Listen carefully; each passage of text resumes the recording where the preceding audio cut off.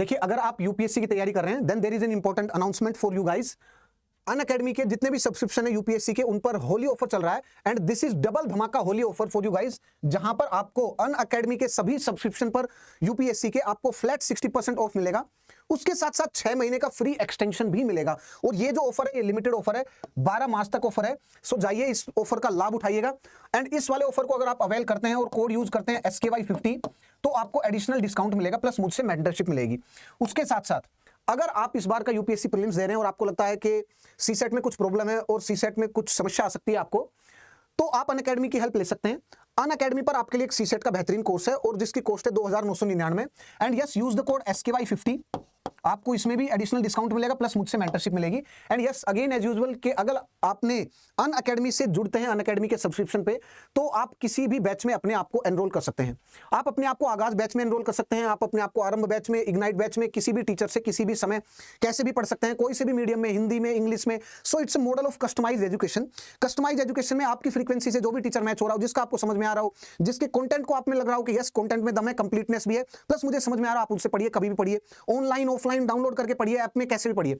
सो ये अनअकैडमी की ऐप की बेहतरीन कुछ फीचर्स हैं, आप जाइएगा चेकआउट करिएगा इन सबको। उसके साथ साथ अगर आप इस बार का प्रीलिम्स अटेम्प्ट कर रहे हैं और आपको थोड़ा इशू है तो आप प्रीलिम्स क्रैश कोर्स भी ज्वाइन कर सकते हैं और इसकी कॉस्ट है 9999 एंड यस अगर आप इस वाले को क्वालिफाई करते हैं, इस वाले कोर्स को लेने के बाद प्रीलिम्स को क्वालिफाई करते हैं, तो आपको मेंस का जो सब्सक्रिप्शन होगा और मेंस की जो क्लासेस होंगी वो आपको इसके साथ फ्री मिलेगी। इस कोर्स के साथ आपको थ्योरी प्लस करंट अफेयर्स दोनों स्टैटिक पोर्शन आपको इंटीग्रेट करके प्रोवाइड किया जाएगा और वो आपकी तैयारी को एक नया डायरेक्शन देगा। Hello and welcome to Unacademy friends. Modern India के इस लेक्चर में मैं आप सभी दोस्तों का स्वागत करता हूं और मैं उम्मीद करता हूं कि आप सभी स्वस्थ हैं and everything is going well और आपकी पढ़ाई भी अच्छी चल रही होगी। And yes again as usual if audio and video quality is clear please do let me know in the comment section. आप थम्स अप वाला इमोजी ऐड कर सकते हैं कमेंट सेक्शन में if everything is clear. And yes अगर आपको in session की PDF चाहिए तो वो आपको टेलीग्राम चैनल पर मिलेगी and the link of that Telegram channel it is in the description box. आप जाइए उस टेलीग्राम चैनल को ज्वाइन करिए और वहां से आपको PDF मिल जाएगी। आपको NCERT की PDF भी मिलेगी, वहां पर हम लगभग 8 के अराउंड NCERT के लेक्चर्स कंप्लीट कर चुके हैं। सो उन सबकी आपको हैंड रिटन जो PDF है वो मिल जाएगी और लेक्चर तो आपको इसी प्लेलिस्ट में यहाँ पर मिल जाएंगे। इसी चैनल पे जाएंगे तो आपको NCERT के नाम से अगर सर्च करेंगे तो आपको वो सारे लेक्चर्स भी मिल जाएंगे। और यहाँ पर जो हम इंपॉर्टेंट टॉपिक्स कुछ कवर कर रहे हैं और मॉडर्न इंडिया के इन टॉपिक्स को हम इन डेप्थ एनालिसिस करते हैं इनका। जस्ट ऐसे नहीं कि मैंने आपको कुछ ब्राउनी पॉइंट्स बता दिए और ब्राउनी पॉइंट्स बताने के बाद मैंने सब चीजें आपके ऊपर इनको छोड़ दिया, नहीं, हम इन सब चीजों का इन डेप्थ एनालिसिस कर रहे हैं। चलिए देखिए, नाउ आज का जो सेशन है वो है the economic policy of the Britishers during the British rule. और ये वाली जो इकोनॉमिक पॉलिसी है इसको मैं आपको एक फ्लो चार्ट के माध्यम से समझाऊंगा। अभी फिलहाल के लिए आप बस सुनिएगा। देखिए देखिए क्या है।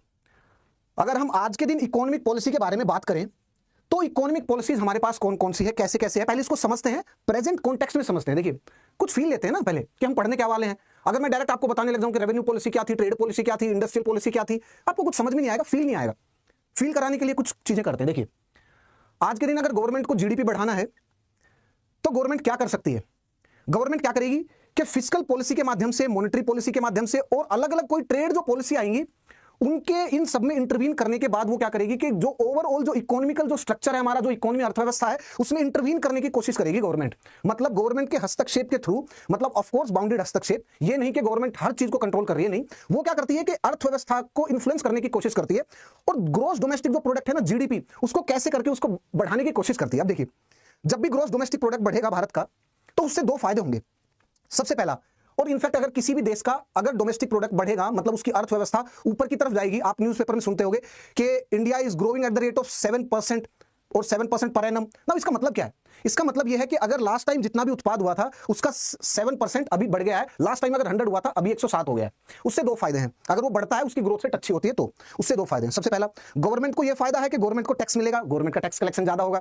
और जो दूसरा फायदा है पब्लिक को, कि पब्लिक को रोजगार मिलेगा, उनकी आमदनी और पॉकेट में पैसा आएगा। जैसे उनके पॉकेट में पैसा आएगा वो इकोनॉमी में, अर्थव्यवस्था में खर्च करेंगे तो इंडस्ट्रीज के जो प्रोडक्ट्स बन रहे हैं उनकी डिमांड बढ़ेगी और इंडस्ट्रीज की डिमांड बढ़ेगी तो इंडस्ट्रीज और नए प्लांट्स आएंगे, लोगों को जॉब मिलेगी और फिर वो जो प्रोडक्ट बनाएंगे उनका उत्पाद होगा। और ये चक्र और ये साइकिल जो है, ये जो साइकिल है, ये चक्र है, ये ऐसे चलता रहेगा। अर्थव्यवस्था का जो चक्का है वो चलता रहेगा। मेरी बात समझ में आ गई? मैंने क्या कहा आपको? अब एक गवर्नमेंट जो वेलफेयर गवर्नमेंट है, देश का भला चाहती है, वो क्या करेगी कि कैसे भी करके ये चक्का अच्छे से चलता रहे, हमारा भी भला होता रहे, लोगों का भी भला होता रहे। अब ये हो गया इंटरनल पॉलिसी जो कि GDP को बढ़ाए। ऐसी कौन सी पॉलिसी हो सकती है? देखिए अर्थव्यवस्था के 3 सेक्टर है। आप देखेंगे एग्रीकल्चर सेक्टर, इंडस्ट्रियल सेक्टर, आज के दिन और सर्विस सेक्टर। रुकना, अपने टॉपिक पे आएंगे, पहले सुनिएगा मैं क्या कह रहा हूं। इंट्रोडक्शन पृष्ठभूमि बनाने दीजिए, सुनिए, पेशेंस रखिए। देखिए, अर्थव्यवस्था के 3 पिलर हैं। पहला एग्रीकल्चर सेक्टर, दूसरा इंडस्ट्रियल सेक्टर, तीसरा सर्विस सेक्टर। ये 3 पिलर हैं। अब इन 3 पिलर्स को मैं अगर बूस्ट करूंगा तो मुझे क्या मिलेगा? अच्छी इकोनॉमी मिलेगी। अब इनको बूस्ट कैसे करूंगा? मैन्युफैक्चरिंग को बूस्ट करने के लिए गवर्नमेंट लेके आती है मैन्युफैक्चरिंग पॉलिसी। देखना, मैन्युफैक्चरिंग पॉलिसी के बारे में पढ़ना। माइनिंग पॉलिसी को लेके आती है कि भाई माइनिंग पॉलिसी इस हिसाब से होनी चाहिए कि वो ग्रो हो, मैन्युफैक्चरिंग सेक्टर। ऐसी सर्विस सेक्टर से रिलेटेड पॉलिसी लेके आती है गवर्नमेंट। ऐसे ही आप देखेंगे कि और एग्रीकल्चर सेक्टर के लिए गवर्नमेंट पॉलिसी लेके आती है। उसके साथ साथ जब आप देखेंगे तो गवर्नमेंट के पास ट्रेड पॉलिसी भी है। अगर अर्थव्यवस्था के चक्र को अच्छे से घुमाना है तो ट्रेड पॉलिसी भी होनी चाहिए। आप देखेंगे फॉरेन ट्रेड पॉलिसी और एग्जिम पॉलिसी इंडिया की देखेंगे तो उसमें विजन स्टेटमेंट होगा कि इतने टाइम तक हम जो ट्रेड है उसको इतना कर देंगे, एक्सपोर्ट और इंपोर्ट को 2 ट्रिलियन लेके चले जाएंगे 2030 या 2035। तो इसका मतलब क्या? इतनी देर से मैं आपको क्या बता रहा हूं? इतनी देर से मैं आपको यह समझाना चाह रहा हूं कि गवर्नमेंट किसी भी अर्थव्यवस्था को कंट्रोल करने के लिए जो उनके पिलर्स हैं उससे रिलेटेड उनको कंट्रोल करने के लिए पॉलिसी लेके आती है, ताकि लोगों का भला हो, उस देश का भी भला हो और सरकार का भी भला हो, सबका भला हो। लेकिन इकोनॉमिक पॉलिसी ब्रिटिशर्स के टाइम कैसी होगी? उन्हें सिर्फ और सिर्फ अपने भले के बारे में सोचना है। तो अपने भले के बारे में सोचना है तो जितनी भी पॉलिसीज थी जो अर्थव्यवस्था को कंट्रोल करती थी, वो सारी की सारी टिल्टेड थी किस साइड टिल्टेड थी? केवल और केवल ब्रिटिशर्स के भले की साइड टिल्टेड थी वो। मैं बस आपको इतना समझाना चाह रहा था। अब देखिए, यहां तक बात हुई economic policy during the Britishers. अब इकोनॉमिक पॉलिसी जो ब्रिटिशर्स की थी उस टाइम पे, वो इंटरवीन करते थे 3 जगह पर। देखिए, आप हमें 3 अगर हमने मेन चीज पढ़ ली तो हमने इकोनॉमिक पॉलिसी के बारे में, ब्रिटिशर्स के काल के बारे में पढ़ लिया। मैं आपको फ्लो चार्ट आज दूंगा एक, और वो 2 पेज में ही होगा, 1 पेज 2 पेज, उसको मैं टेलीग्राम चैनल पे अपलोड कर दूंगा। अगर वो फ्लो चार्ट आपने देख लिया तो आपको सारी चीजें क्रिस्टल क्लियर हो जाएगी कि कैसे उन्होंने, लास्ट क्लास में मैंने आपको क्या समझाया था, ड्रेन ऑफ वेल्थ। आज वाले और लास्ट वाले सेशन को अगर कनेक्ट करेंगे ना तो आपको सब समझ में आ जाएगा कि ड्रेन ऑफ वेल्थ कैसे कंडक्ट हुआ था। ठीक है, सुनिएगा। देखिए, economic policy during the britisher. तो इकोनॉमिक पॉलिसी में हमें देखना है कि ब्रिटिशर्स की लैंड रेवेन्यू पॉलिसी कैसी थी, उसकी लैंड रेवेन्यू जो पॉलिसी थी वो कैसी थी, उसके बारे में हम देखेंगे। और क्या देखेंगे कि उसकी इंडस्ट्रियल जो पॉलिसी थी इंडिया के रेस्पेक्ट में वो कैसी थी, इंडस्ट्रियल पॉलिसी कैसी थी उसकी। और हम देखेंगे ट्रेड पॉलिसी। अगर हमने इन 3 को पढ़ लिया तो हमने ऑलमोस्ट कवर कर लिया कि यस, अंग्रेजों की जो इकोनॉमिक पॉलिसी थी इंडिया से रिलेटेड वो कैसी थी। हम इन 3 चीजों को देखेंगे। चलिए, सबसे पहले हमें देखनी है land revenue policy. Land revenue policy क्या थी? Land revenue policy, land revenue policy. सुनिएगा, देखिए, लास्ट टाइम हमने क्या डिस्कस किया था कि आपके बीच में और गवर्नमेंट के बीच में, मतलब जो भी सरकार होगी जो आपको प्रशासनिक सेवा प्रोवाइड करेगी, जो आपको मिलिट्री सेवा प्रोवाइड करेगी, उसके और आपके बीच में जो संबंध होगा वो क्या होगा? Service provider. Government service provide करती है आपको और आप क्या है? सर्विस सीकर। और गवर्नमेंट आपसे टैक्स लेगी और आपको अलग अलग सर्विस प्रोवाइड करेगी। सिक्योरिटी सर्विस होगी, क्योंकि मिलिट्री के थ्रू आपको सिक्योरिटी प्रोवाइड कर रही है ना गवर्नमेंट। पुलिस सर्विस होगी, लॉ एंड ऑर्डर मेंटेन करने के लिए, कि ऐसा ना हो कि कहीं चलते हुए आपके पीठ पे कोई चाकू मार के चला जाए, ऐसा ना हो। तो ये इंश्योर कौन करती है? गवर्नमेंट। और गवर्नमेंट ना हो तो एनआरकी होगी, है ना, लॉ एंड ऑर्डर की समस्या आ जाएगी। यस, उसके साथ साथ गवर्नमेंट आपको सर्विसेज और प्रोवाइड करती है, हेल्थ सर्विस प्रोवाइड करती है, एजुकेशन सर्विस प्रोवाइड करती है, और भी बहुत सारी सर्विसेज हैं जो गवर्नमेंट आपको प्रोवाइड करती है। उसके बदले में आपसे टैक्स लेती है और गवर्नमेंट को आप टैक्स देते हैं। आज के दिन अगर आप देखेंगे तो गवर्नमेंट की सबसे ज्यादा कमाई, इस बार का अगर आप बजट देखेंगे, उसको पढ़ेंगे, देखेंगे, समझेंगे तो आपको पता चलेगा कि गवर्नमेंट की सबसे ज्यादा जो कमाई है आज के दिन वो मैन्युफैक्चरिंग सेक्टर, सर्विस सेक्टर, यहां पर काम करने वाले जो लोग हैं वो, प्लस जो कंपनियां, जो कॉर्पोरेशंस हैं वो जो टैक्स भरती हैं, कॉर्पोरेट टैक्स, वहां से होती है गवर्नमेंट की कमाई। उसके बाद एग्रीकल्चर सेक्टर पे तो आपको पता है कोई टैक्स नहीं, और ये स्टेट गवर्नमेंट को दे दिया गया है। उसके साथ साथ मैन्युफैक्चरिंग और सर्विस दोनों से मैक्सिमम शेयर आता है गवर्नमेंट का। लेकिन आप जाइए किस टाइम पे, ब्रिटिशर्स के दौर में जाइए तो गवर्नमेंट सबसे ज्यादा टैक्स कहां से कलेक्ट करती थी उस टाइम पे? अरे उस टाइम पे मैन्युफैक्चरिंग थी क्या? सेक्टर नहीं। उस टाइम पे सर्विस सेक्टर था क्या? नहीं। तो गवर्नमेंट जब सरकार बना रही है, मान लीजिए ब्रिटिश गवर्नमेंट है, ईस्ट इंडिया कंपनी है, वो सरकार चला रही है, वो लोगों को भले ही कैसी सर्विस प्रोवाइड कर रही हो, प्रशासनिक सेवा, एडमिनिस्ट्रेटिव सर्विस, गवर्नमेंट टैक्स तो लेगी ना। तो उस टाइम पे जो मैक्सिमम जो टैक्स कलेक्शन था वो कहां से था? वो था लैंड रेवेन्यू से। तो इसीलिए ये प्रमुख पॉलिसी हो जाती है लैंड रेवेन्यू की। तो इसलिए हम लैंड रेवेन्यू को देखेंगे तो लैंड रेवेन्यू कैसे कलेक्ट करते थे वो। अब देखिए, जैसे ही वॉरेन हेस्टिंग आए 1772 में और रेगुलेटिंग एक्ट में ये कंफर्म हो गया कि यस, ब्रिटेन का जो पार्लियामेंट है उन्होंने एक्नॉलेज कर लिया इस बात को कि जनाब ईस्ट इंडिया कंपनी ने ही इंडिया का अधिग्रहण किया है और अब हम उसको डायरेक्टली रिकॉग्नाइज करते हैं और ये कानून पास करते हैं, और इस कानून के तहत ईस्ट इंडिया कंपनी जो है वो हमारी तरफ से शासन करेगी बंगाल में, और ऐसे ऐसे कानून व्यवस्था को चलाएगी, ऐसे ऐसे प्रशासन को चलाएगी। रेगुलेटिंग एक्ट में लिखा था, बार बार हमने डिस्कस किया इस बात को। उसके साथ साथ देखिए, अब वॉरेन हेस्टिंग के सामने सबसे बड़ी समस्या क्या है? क्या लैंड रेवेन्यू पॉलिसी कैसे लेके आए? उन्होंने टेम्परेरी अरेंजमेंट करने की कोशिश करी, रेवेन्यू पॉलिसी लेके आए, लेकिन वो इतनी ठीक से चली नहीं। फिर उसके बाद आए कॉर्नवालिस, और कॉर्नवालिस को भी लैंड रेवेन्यू पॉलिसी एक अपनी लेके आए, और वो थी सबसे पहले permanent settlement. Permanent settlement, permanent settlement, permanent settlement. सुनिएगा, नाउ आपने पढ़ा भी होगा, आपने कभी ध्यान नहीं दिया होगा that what is the meaning of the term friends permanent settlement, कि भाई ये परमानेंट सेटलमेंट का मतलब क्या है। कभी आपने महसूस किया, आपने पढ़ लिया होगा कौन लेके आया, कॉर्नवालिस लेके आया, कभी महसूस नहीं किया यार what is the meaning of this term permanent settlement यार। ठीक है, अगर आपको रेवेन्यू पॉलिसी लेके आए थे तो बोल देते सेटलमेंट। परमानेंट है, किसी के एक वर्ड के सामने परमानेंट लगा, इसका मतलब ये परमानेंट कुछ तो सिग्निफाई कर रहा होगा। हो सकता है कि कोई चेंज को सिग्निफाई कर रहा हो कि भाई पहले ऐसी पॉलिसी थी, अब हम कुछ परमानेंट लेके आ रहे हैं तो इसका नाम परमानेंट सेटलमेंट। ऐसा ही है, सुनिएगा। देखिए, जो वॉरेन हेस्टिंग लेके आए थे वो था टेम्परेरी सिस्टम, और उसके तहत क्या था कि वॉरेन हेस्टिंग गांव में जा रहे थे, और गांव में जाने के बाद ईस्ट इंडिया कंपनी के ऑफिशियल्स गांव में जाने के बाद बोलते थे यस, इस गांव से कौन ईस्ट इंडिया कंपनी को टैक्स कलेक्ट करके देगा इस पूरे गांव का। लेट अस सपोज कि 4 लोग 5 लोग सामने आ गए। अब ईस्ट इंडिया कंपनी ने कहा कि क्योंकि मेरे पास अधिकार है टैक्स कलेक्ट करने का इस पूरे गांव से, तो अब बताइए कौन कौन कितना टैक्स दे सकता है। बोली लगी है, तो उन्होंने कहा हमारा फायदा क्या है, हम टैक्स कलेक्ट करके दें आपको। तो उसमें यह था कि आपको कुछ परसेंट शेयर मिलेगा, आपको, आप बिचौलिए हैं तो आपको शेयर मिल जाएगा, मान लीजिए 2% 5% जितना भी हो। एक ने कहा कि 10 रुपए मैं इस गांव से टैक्स कलेक्ट करके अगले साल ईस्ट इंडिया कंपनी के खाते में जमा कर दूंगा। दूसरे ने कहा कि भाई मैं 11 दूंगा, तीसरे ने कहा 12 13 14, एक ने कहा 15, एक ने कह दिया 20। और इस गांव की कैपेसिटी केवल और केवल 15 ही है, बस, इससे ज्यादा नहीं है टैक्स कलेक्ट करने की ना। लेकिन उसने कह दिया 20। ईस्ट इंडिया कंपनी के ऑफिशियल्स ने कहा अच्छी बात है ना, 20 लेंगे उससे, आपका जो शेयर आप रख लेना। लेकिन जब नेक्स्ट टाइम आए अगले साल टैक्स कलेक्ट करने के लिए, तो 20 कहां से कलेक्ट करेगा? अरे जब कैपेसिटी 15 की है तो 20 कैसे कलेक्ट करेगा? पहले तो उन्होंने किया ही 15 कलेक्ट। दूसरा, अब उन्होंने 15 में से भी कुछ अपने पास रख लिया, और अंग्रेजों ने कहा कि भाई आपने तो 20 बोला था, चलो कोई बात नहीं, जितना कलेक्ट किया 15 वो दीजिए। उन्होंने कहा जनाब 15 में से भी कुछ खर्च हो गए। बोला कहां हो गए? लड़के की शादी थी उसमें खर्च हो गए। बोला दूसरा, बोला मेरे लड़के की शादी हुई, उसके बाद ही 9 महीने बाद एक बच्चा हो गया, उसका मुंडन कराना था, उसमें खर्च हो गए। तो अंग्रेजों को बड़ी परेशानी आई। सबसे पहले कैसे कि जो जमींदार और जो बिचौलिए उन्होंने नियुक्त करे थे, पहले तो वही उनकी जो भी परमानेंट नहीं थी। दूसरा, ये भी फिक्स नहीं था कि वो कितना टैक्स कलेक्ट करेंगे, वो अपने मन से कुछ भी टैक्स बता देते थे कि यार हम इतना कलेक्ट करके देंगे। क्यों? क्योंकि उन्हें बिचौलिया बनना था और बैठ के खाना था। तो कॉर्नवालिस ने इस समस्या को देखते हुए क्या किया? कॉर्नवालिस ने ये समस्या को भांप के वो परमानेंट सेटलमेंट लेके आए।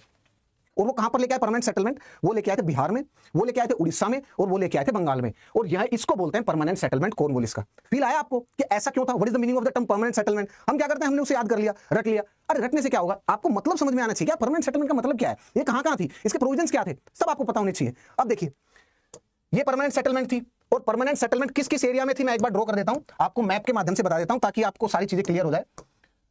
देखिएगा,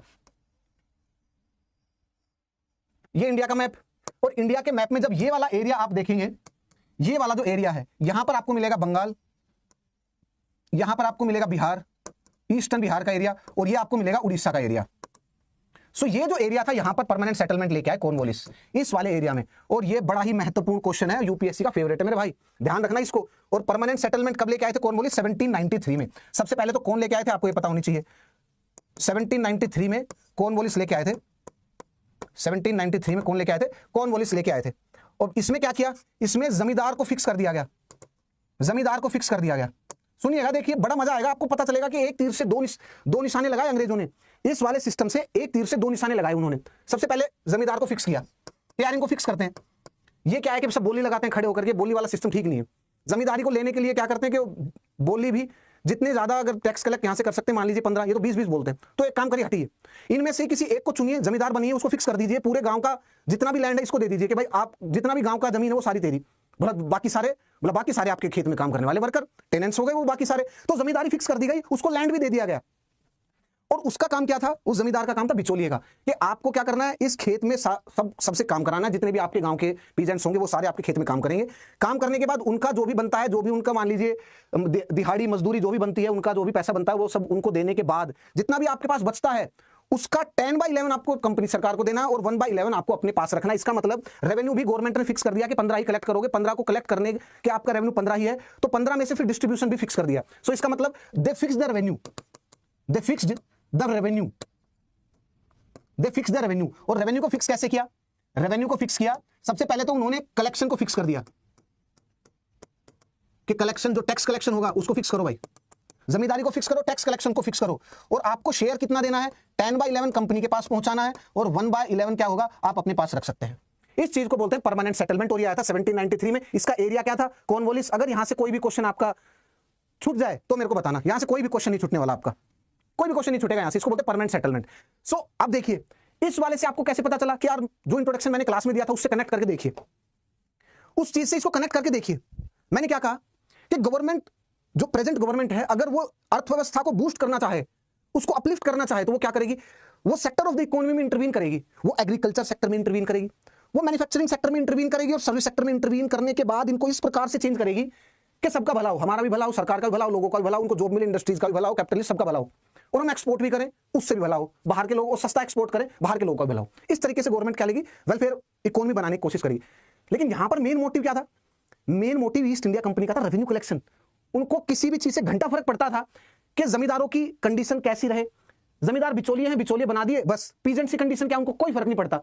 पीजेंट्स अब खेत में काम करेंगे, क्या पीजेंट्स के ऊपर मोटिवेशन है कि वो खेत के अंदर, मान लीजिए अगर उनको खेत में उपजाऊ जमीन खराब हो रही है, अगर मेरा खेत है तो मैं उस पर ध्यान दूंगा ना कि अगले बार यार देखूंगा कि यार इसमें नेचुरल खाद होना चाहिए, जो मैं काऊ डंग वगैरह है, जो गोबर वगैरह है, ऐसा वाला खाद अगर मैं यूज करूंगा तो जमीन की उपजाऊ जो उत्पादकता है वो मेंटेन रहेगी। मैं ऐसा ध्यान रखूंगा ना अगर मेरा खेत है तो यहाँ पर क्या जो काम कर रहे हैं जो पीजेंट्स हैं उनको खेत से कुछ पड़ा है क्या? नहीं, वो तो बेचारे मजदूर हैं, उनको क्या लेने देना। जमींदार का है क्या? जमींदार को लग रहा है मेरा खेत है, लेकिन जमींदार का नहीं है। जिस दिन उसने पैसा 10/11 कंपनी सरकार को देना बंद कर दिया, उसी दिन उनकी जमींदारी गई हाथ से। तो ना तो पीजेंट्स को कोई मतलब लेना देना, ना जमींदार को कोई लेना देना, कंपनी को सिर्फ पैसे से लेने देने मतलब है। तो आप बताइए एग्रीकल्चर सेक्टर क्या होगा? डाउन ही जाएगा ना। समझ में आया आपको ये हम क्यों पढ़ रहे हैं, ये इकोनॉमिक पॉलिसी के अंदर क्यों आया है लैंड रेवेन्यू सिस्टम? इसका मतलब ये है अब ऐसी पॉलिसी से क्या भला हो सकता है कि एग्रीकल्चर सेक्टर का? नहीं, एग्रीकल्चर सेक्टर तो डाउनवर्ड ट्रेंड में जाएगा। तो इसके बाद देखेंगे कि परमानेंट सेटलमेंट के बाद आपको बंगाल में एक सीक्वेंस ऑफ वो मिलेगी, फेमिन की कंडीशन मिलेगी कि हर 4-5 साल बाद, ऑफ कोर्स उसमें नेचुरल रीजंस भी थे कि भाई किसी टाइम पे बारिश कम हो गई या किसी टाइम पे मान लीजिए चक्रवात जैसे साइक्लोन आ गया, उस टाइम पे उससे क्रॉप डिस्ट्रॉय होगी सारी, ऑफ कोर्स ये भी थे। लेकिन एक जो बड़ा जो डोमिनेंट रोल था, ये कहता है ये पॉलिसी, लैंड रेवेन्यू पॉलिसी, उसने ट्रेडिशनल सिस्टम को पलट के रख दिया। लोगों का उत्साह ही चला गया कि भाई कुछ भी हम उत्पाद करें जमीन से, करने का मतलब ही नहीं है, बोला छोड़ दीजिए, क्या करें मेहनत करके। मोरल डिजनरेशन हो गया लोगों का। तो इससे नुकसान किसका हुआ? लोगों का भी हुआ, जमींदार का भी हुआ, कंपनी का लेकिन नुकसान नहीं हुआ। क्यों? कंपनी को तो छीन के लेके जाना है। इसीलिए आप देखेंगे फेमिन हर 4-5 साल बाद आए थे बंगाल में, बिहार में, उड़ीसा में। अंग्रेजों के टाइम, ईस्ट इंडिया कंपनी के टाइम, हर 5-6 साल बाद आपको एक साइकिल मिलेगी फेमिन्स की, अकाल की साइकिल मिलेगी आपको। क्यों? क्योंकि कोई मतलब नहीं है, उनकी पॉलिसीज ही ऐसी थी कि बस पैसा एक्सट्रैक्ट करना है। ये चीज आपको फील होनी चाहिए। ये कहीं एनसीईआरटी, कहीं बुक, कहीं नहीं लिखा हुआ है। अगर आप स्टैंडर्ड बुक पढ़ेंगे और बहुत और भी जाकर के बहुत ज्यादा अध्ययन करेंगे, तब आपको ये इतना डीप में एनालिसिस मिलेगा चीजों का। ठीक है, आगे चले। अब देखिएगा उसके बाद परमानेंट सेटलमेंट में, जब मैंने आपको बताया कि परमानेंट सेटलमेंट से लेकिन 1-2 चीज बड़ी अच्छी हुई अंग्रेजों के साथ। क्या हुई? सोचिए, जमींदार कौन है? मैं पीजेंट हूं, नीचे बिल्कुल गरीब आदमी, मेरे पास कुछ भी नहीं है, धोती फटी पड़ी है बिल्कुल। मैं काम कर रहा हूं खेत में जमींदार के, जमींदार पैसे ले रहा है, पैसे लेकर के एज अ बिचौलिया उनको दे रहा है और अपने पास 1/11 रख रहा है। और मैं क्या देख रहा हूं कि यार ये किसका बंदा बन गया? कंपनी का। अरे कंपनी के जब रेवेन्यू कलेक्ट करने वाला बंदा हो गया तो ये तो रेवेन्यू कलेक्टर बन गया ना गांव का। तो ये तो एक्सप्लॉयटेटिव सिस्टम का पार्ट हो गया ना, मतलब ये तो सरकारी आदमी समझ लीजिए इसको। तो अंग्रेजों ने इससे क्या किया? अंग्रेजों ने अपनी इनकम को, पैसों को सिक्योर किया। देखिए अंग्रेजों को फायदा क्या हुआ इस वाले सिस्टम से? अंग्रेजों ने अपना पैसा सिक्योर किया। दे सिक्योर्ड देयर मनी। अंग्रेजों को देखना इससे क्या 2 फायदे कितने सुंदर हुए। They secured money, they secured their money part, they secured their taxation part, कि यार जनाब उनके पास टैक्सेशन आना चाहिए, नहीं तो वो गए। उसके अलावा अब उन्होंने एक ऐसी क्लास बना ली है जो कि लोगों से ग्राउंड लेवल पे अटैच नहीं है, जो पावरफुल भी है, जिसके पास पैसा भी है, और अब ये अंग्रेजों के सिस्टम का पार्ट है। इसका मतलब कि ग्राउंड लोगों ने कभी भी विद्रोह किया तो जमींदार किसके साथ होंगे? जमींदार तो ब्रिटिश कंपनी के साथ होंगे ना, ईस्ट इंडिया कंपनी के साथ होंगे। क्यों? क्योंकि ये तो उस एक्सप्लॉयटेशन का सिस्टम, उस सिस्टम का भाग बन गए ना, हिस्सा बन गए। तो उन्होंने क्या किया कि उन्होंने सपोर्ट, जो ट्रेडिशनल, जो लोकल की सपोर्ट थी, उसको एंश्योर कर लिया और उससे उन्होंने अपने राज को आने वाले 150 साल के लिए सिक्योर कर लिया। देख रहे हो आप? इसको बोलते कहीं पे निगाहें, कहीं पे निगाहें, कहीं पे निशाना, और एक तीर से 2 शिकार। देखिए इसको। लेकिन इसकी कमियां क्या थी हमने वो भी बता दिया आपको। अब सुनिएगा इसकी कमियां क्या थी। जमीन, जो ग्राउंड लेवल पे जो पीजेंट्स थे, आम आदमी बिल्कुल त्रस्त था, वो परेशान थे। अब जब सभी मर जाएंगे, मान लीजिए उनके पास कुछ नहीं बचा, तो राज किसके ऊपर करोगे आप? कंपनी राज किसके ऊपर करेगी? जमींदार राज किसके ऊपर करेंगे? किसी के ऊपर नहीं। इसलिए कंडीशन को थोड़ा ठीक भी करना पड़ेगा। और ये कहां पर लेके आए थे? ये लेके आए थे 1793 में, बंगाल, उड़ीसा, बिहार में। लेकिन उसके बाद जैसे जैसे कंपनी ने और अदर एरिया को कैप्चर किया, जैसे साउथ में मैसूर हो गया, बॉम्बे हो गया, मद्रास हो गया, उसके बाद जैसे जैसे कंपनी ने फिर नॉर्थ वेस्ट की तरफ गए, यहां पर पंजाब को एनेक्स किया, तो उन्होंने ये वाली परमानेंट सेटलमेंट वहां पर नहीं लेके आए, यहां पर अलग सेटलमेंट लेके आए, रेवेन्यू पॉलिसी। और जो नॉर्थ वेस्ट का एरिया है, पंजाब का एरिया है, वहां पर अलग सेटलमेंट पॉलिसी लेके आए। क्यों लेके आए? क्योंकि इसमें एक तो समस्या थी, आम आदमी त्रस्त था, आम आदमी को भी तो थोड़ा सा ठीक रखना पड़ेगा ना, तो इसलिए नए वाले एरिया में नई पॉलिसीज लेके आते हैं। उसके साथ पहला पॉइंट। दूसरा पॉइंट एक और था कि जो इंग्लैंड है ना, इंग्लैंड में यूटिलिटेरियन फिलोसफी बड़ी डोमिनेट कर रही थी। सुनिएगा, देखिए ध्यान, चीजों को कनेक्ट करना, मजा आएगा आपको। आपने कभी सोचा भी नहीं होगा यार, ऐसे एंगल से मैंने कभी देखा भी होगा, ऐसे एंगल से मैंने कभी पढ़ा भी होगा, मजा आएगा आपको। सुनिएगा, देखिए ईस्ट इंडिया कंपनी के ऑफिशियल परमानेंट सेटलमेंट के बाद उनके पास पैसा आने लगा, रोकड़ा आने लगा उनके पास, अच्छा खासा पैसा आने लगा। रेवेन्यू कलेक्टर को 1% मिलता था। मान लीजिए आप कलेक्टर बन गए तो आपने जितना कलेक्शन किया 1% मिलेगा आपको, वो आप अपना पैसा लेकर के इंग्लैंड में जा रहे हैं। इंग्लैंड के ट्रेडिशनल जो एलीट है, जिनके पास पहले से पैसा था, देख रहे थे यार ये कल तो फटीचर था, कल तो इसके पास पैसे नहीं थे, आज पता नहीं कहां से ले आया यार, कंपनी के पास बड़ा पैसा आ रहा है, इसका मतलब लूट का माल है, वहां पर लोगों को पीटा जा रहा है, मारा जा रहा है। तो वहां की जो ट्रेडिशनल जो एलीट थी, जो पावर में थे, सत्ता में थे, वो इस बात से ना खुश थे कि यार कोई नया बंदा कैसे ऊपर उठ सकता है, कैसे पावर में आ सकता है, कैसे उसके पास पैसे आ सकते हैं। तो कंपनी के ऑफिशियल से वहां की जनता चिढ़ने लगी, यार संकट है, तो अगर ये भी ऊपर की तरफ उठने लगे तो हमारी जो एलिटिस्टिक ओरिएंटेशन वो तो खत्म हो जाएगी। तो उस टाइम पर इंग्लैंड की जो सोसाइटी है उसमें से कुछ जो चिंतक जो थे, फिलोसोफर, उन्होंने यूटिलिटेरियन फिलोसफी को प्रमोट करना स्टार्ट किया। यूटिलिटेरियन फिलोसफी क्या कहती है? दैट इंसान को हमेशा वो पॉलिसी लेके आनी चाहिए that ensure maximum good of the maximum people. भाई यहां पर मैक्सिमम किसका बेनिफिट हो रहा है? कंपनी का। लेकिन जनता कहां पर है ज्यादा? 90% 95% जनता तो नीचे की तरफ है ना। तो वो फिलोसफी क्या कहती है कि जनाब ऐसी पॉलिसी नीतियां लेके आनी है जिसमें जो नीचे के जो लोग हैं 90% उनका भला हो, भले ही 10% का ना हो। इसको बोलते हैं utilitarian philosophy, maximum good of the maximum numbers. ये इंग्लैंड में प्रमोट हो रही है।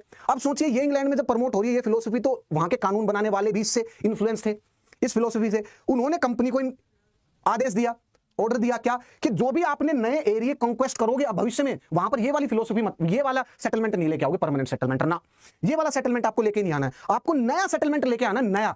इसीलिए उसको बोलते हैं रोयत वाली सेटलमेंट। तो यहां पर कौन सा सेटलमेंट आया? रोयत वाली सेटलमेंट। और देखना सीक्वेंस को समझना, वो आया 1820 में, 1820 में आया रोयत वाली सेटलमेंट, क्योंकि 1793 में आया, उसके 27 साल बाद ये आया। मैंने आपको बताया यूटिलिटेरियन फिलोसफी से कनेक्ट करके। जब ये आया तो ये आया मद्रास में, रोयत वाली सेटलमेंट, मद्रास में। और मद्रास में जब रोयत वाली सेटलमेंट आया तो इसका मतलब क्या, कुछ तो चेंज होगा परमानेंट सेटलमेंट से। तो इसमें चेंज क्या था? इसमें कहा कि यार बिचौलियों का जो सिस्टम है ना, पहले तो साउथ में फिट नहीं बैठ रहा है। ऐसी कोई बड़ी हर गांव में कोई जमींदार टाइप कोई बड़ा आदमी ऐसा कोई है नहीं पावरफुल।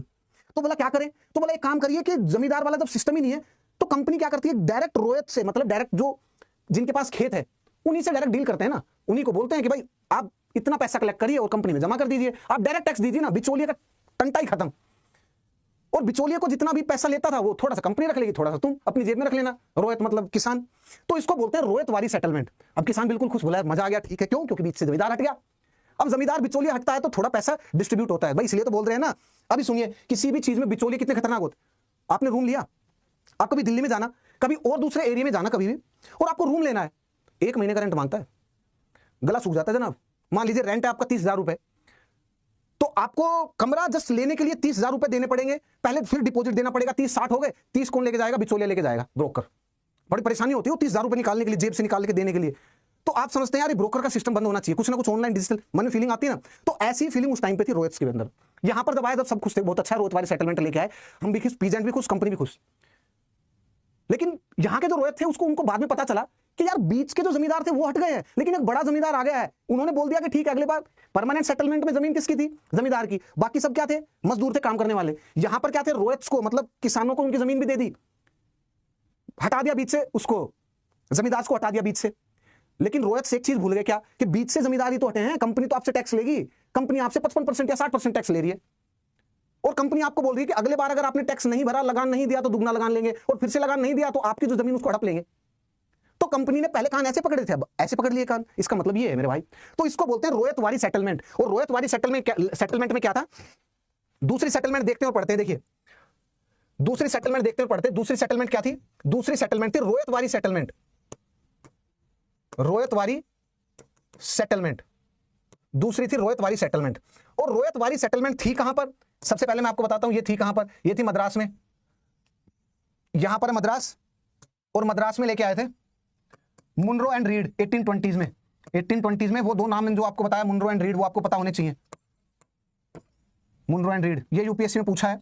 उसके बाद आपको पता होनी चाहिए कि ये था मद्रास में। उसके बाद ये फिर बॉम्बे में भी लेके आए, यहां पर मद्रास एंड बॉम्बे के भी कुछ एरिया था, वहां पर भी आई है सेटलमेंट, मद्रास एंड बॉम्बे। यहां तक ठीक है, ये देख लीजिए। अब आगे चलते हैं। अब उसके बाद सुनिए, रोयत वाली सेटलमेंट में मतलब लैंड किसको दे दिया गया? लैंड का ओनर कौन है? रोयत। रोयत मतलब मजदूर, जो भी उस खेत में काम कर रहा है, किसान, लैंड के ओनर है रोयत, लैंड ओनर हो गया। जमींदार बिचौलिए को हटा दिया गया, मतलब जमींदार को कैंसिल कर दिया, हटा दिया गया। बट इसकी प्रॉब्लम्स क्या थी? High land revenue. यार लैंड रेवेन्यू हाई था, हाई लैंड रेवेन्यू हाई था। गवर्नमेंट की तरफ से कोई इंसेंटिव नहीं था कि खेत में, भाई आज अगर सरकार को ध्यान देना है एग्रीकल्चर सेक्टर पे तो सरकार की पॉलिसी कुछ इस तरीके से आती है कि सरकार ध्यान देती है कि जैसे उत्पाद कम हुआ तो सरकार बोलती है कि यूरिया का जो छिड़काव है वो इतना होना चाहिए, यूरिया खेत में इतना डलना चाहिए, जो नेचुरल मैन्योर है वो इतना होना चाहिए। सरकार बहुत ध्यान देती है अपनी एग्रीकल्चरल पॉलिसी में। क्यों? क्योंकि सरकार को पता है कि जैसे ही अगर खेत के वो जो किसान हैं उनके पास पैसे कम आए तो अर्थव्यवस्था का जो चक्का है ना वो घूमना बंद हो जाएगा और सबसे ज्यादा परेशानी आएगी फिर। तो सरकार ध्यान देती है। तो इन्होंने कभी ध्यान ही नहीं दिया, इन्हें बस केवल और केवल रेवेन्यू से मतलब था। रेवेन्यू इतना हाई है, अब 2 गुना अगर लगान नहीं मिला तो वो क्या करते थे, लैंड को जब्त कर लेते थे। इनको अधिकार दिया, लैंड ओनर बना तो दिया, लेकिन इस लैंड को क्या कर लेते थे, वो सीज कर लेते थे, इस लैंड को जब्त कर लेते थे अगर वो लैंड रेवेन्यू पे नहीं करते थे तो। इसको बोलते हैं रोयतवारी सेटलमेंट। ये बिल्कुल क्लियर। अब उसके बाद जो थर्ड आती है वो आती है महलवारी सेटलमेंट।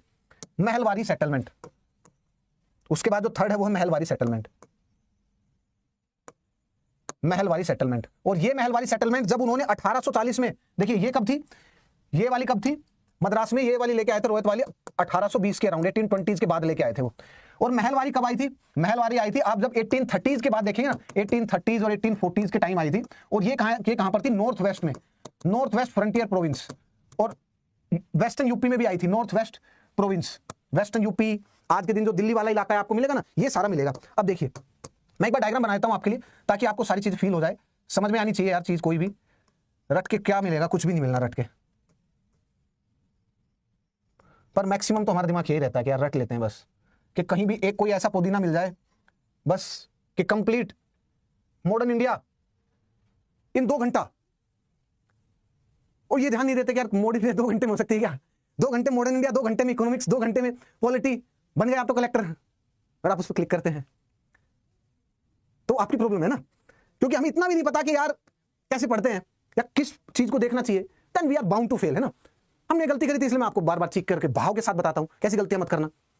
आपकी और आपकी सक्सेस में ये नहीं है कि खाली आप ही जिम्मेदार हैं, कि बाधा आई तो आप ही आएगी। अरे एक्शनल चीजें भी धीरे धीरे पता चलेगी आपको कि आपको कोई भी जॉब लेनी है तो बाधा बीच में कैसे आती है। नहीं है कि आप बिल्कुल अगर सच्चे हैं ना, क्रिटिकली चीज को एनालाइज नहीं करते हैं, क्रिटिकल थिंकिंग से एनालाइज नहीं करते हैं किसी भी चीज को, तब आपको पता चलेगा कि आपके और आपके सक्सेस के बीच में तो बहुत सारी चीजें हैं, बहुत सारी एक्शनल चीजें जिनका आपके नियंत्रण दिया, अगर उन पर ध्यान नहीं दिया, उन पर अगर फोकस किया ना, तो बस आप अपने रास्ते से डिगमगा जाओगे, ऐसे जाओगे, बहुत ज्यादा दिक्कत हो जाएगी। इसलिए ध्यान देना, सही स्ट्रेटजी और सही अप्रोच को फॉलो करना, तब जाकर के सक्सेस मिलेगी। अदरवाइज कितनी भी मेहनत कर लेना, बैल बनोगे उसके वाला, और तो कुछ भी नहीं है। देखिए नॉर्थ वेस्ट फ्रंटियर प्रोविंस इस साइड में आपको मिलेगा, ये हो गया नॉर्थ वेस्ट प्रोविंस, ये यूपी का हो गया, नॉर्थ वेस्ट प्रोविंस ये हो गया UP, north west frontier province ये हो गया। उसके अलावा सेंट्रल इंडिया के भी कुछ एरिया थे यहाँ पर, है ना, कुछ सेंट्रल इंडिया के भी एरिया थे, ये सब भी थे। तो इन सब एरिया में महलवारी सेटलमेंट आया था, लेके आए थे।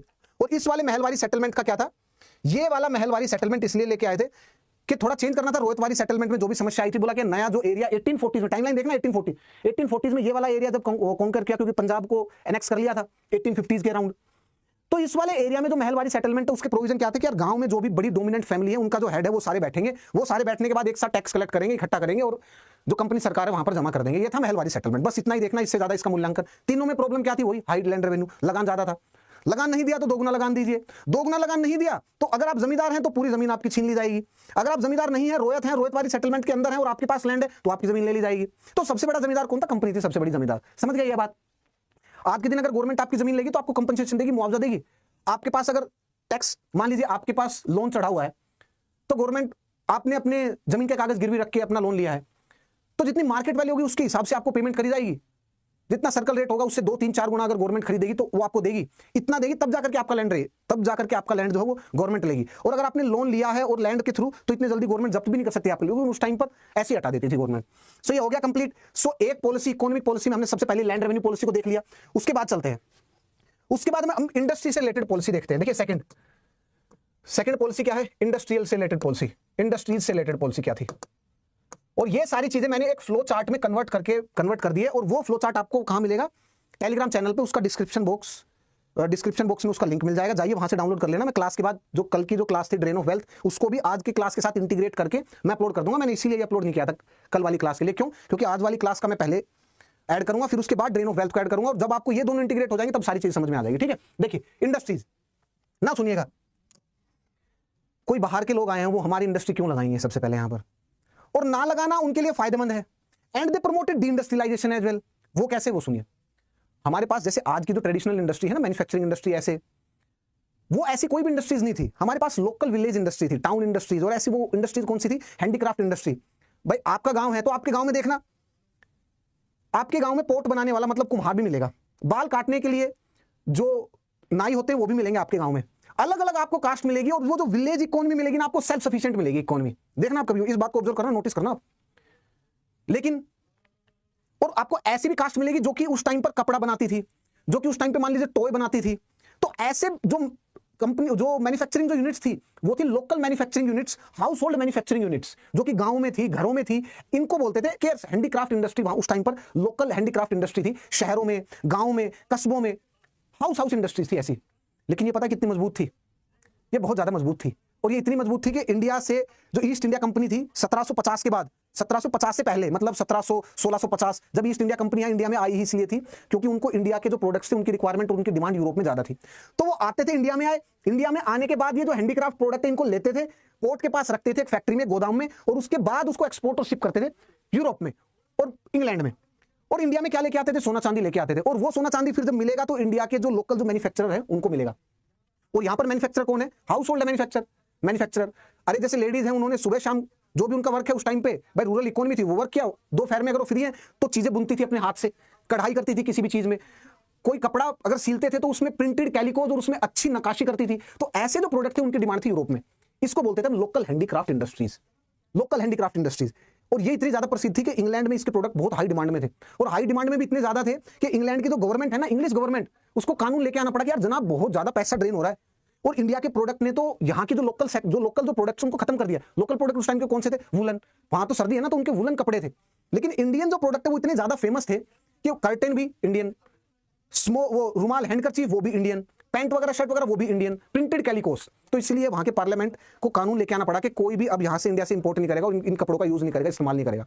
तो अब सोचिए, मैं इंग्लैंड से आया हूं और कंपनी का राज हो गया इंडिया में, तो वो क्या करेगी? सबसे पहले इस लोकल जो हैंडीक्राफ्ट इंडस्ट्री है ना, इसको तहस नहस करेंगे, वो इसको डिस्ट्रॉय करेंगे। और जैसे इसको डिस्ट्रॉय करेंगे उसके बाद ही तो इंग्लैंड में जो बन रही है जो चीज वो बिकेगी ना। इंग्लैंड में इंडस्ट्रीज जो लगी हुई है वो अपना सामान इस टाइम पे बेचना स्टार्ट करेगी यहां पर। तो उन्होंने क्या स्टार्ट किया? उन्होंने डी इंडस्ट्रियलाइजेशन स्टार्ट किया। सबसे पहले उन्होंने लोकल हैंडीक्राफ्ट इंडस्ट्री को खत्म किया।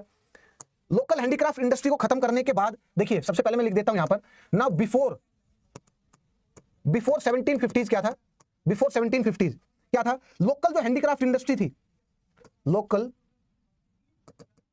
लोकल हैंडीक्राफ्ट जो इंडस्ट्रीज थी वो बड़ी डोमिनेंट थी। लोकल हैंडीक्राफ्ट इंडस्ट्रीज दे वर फ्लरिशिंग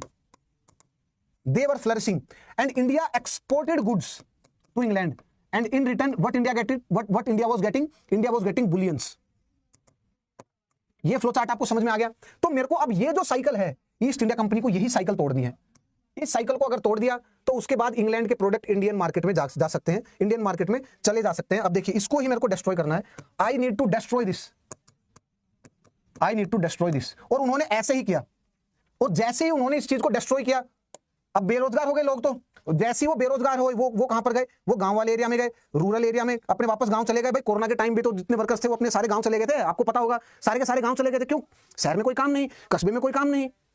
और इनका उस टाइम पे रूरल एरिया में जो अर्बन कस्बे में जो हैंडीक्राफ्ट इंडस्ट्रीज थी उनका सबसे बड़ा मार्केट प्रिंसली स्टेट थे, उनको भी हथिया लिया था अंग्रेजों ने। तो जैसे इनका मार्केट गया तो रूरल एरिया में गए।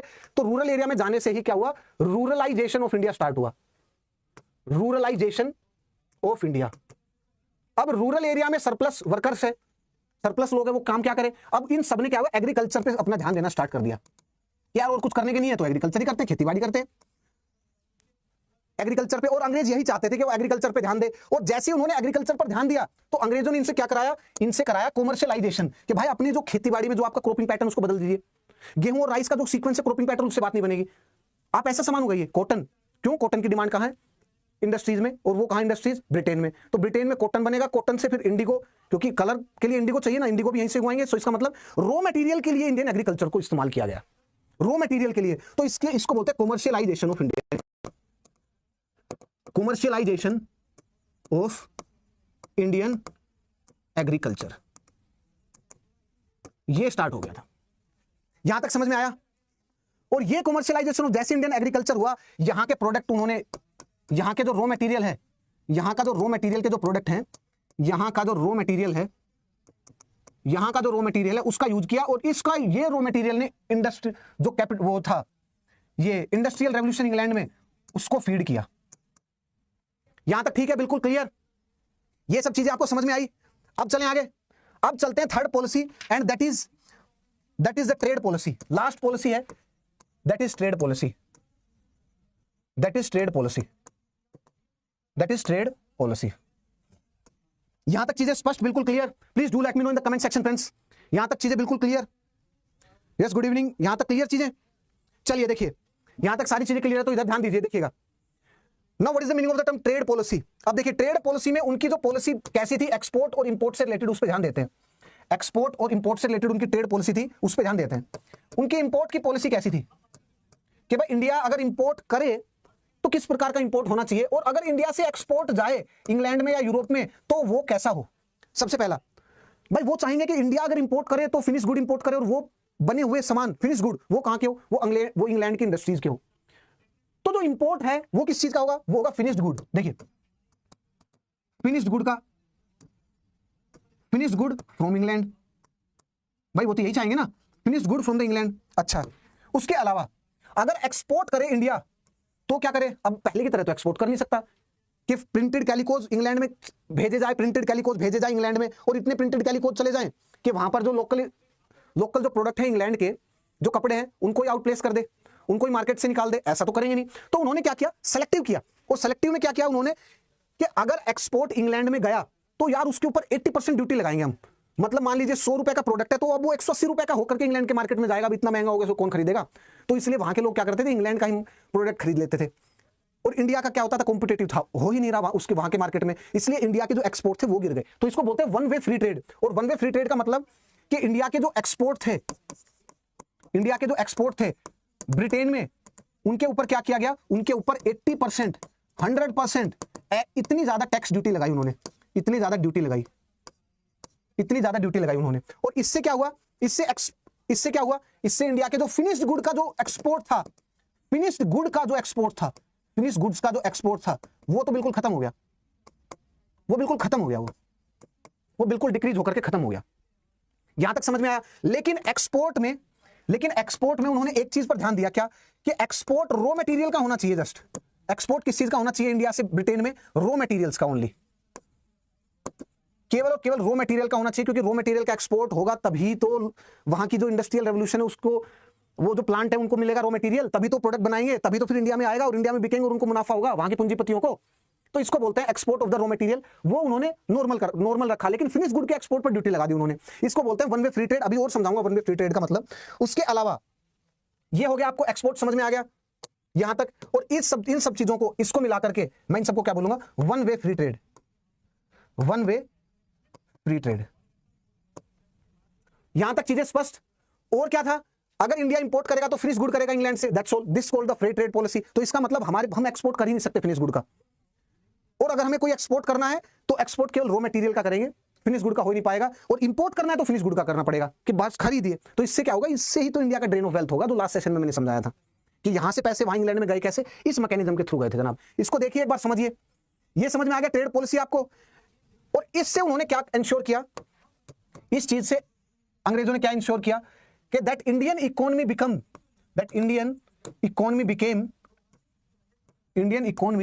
इट बिकेम सबसर्वेंट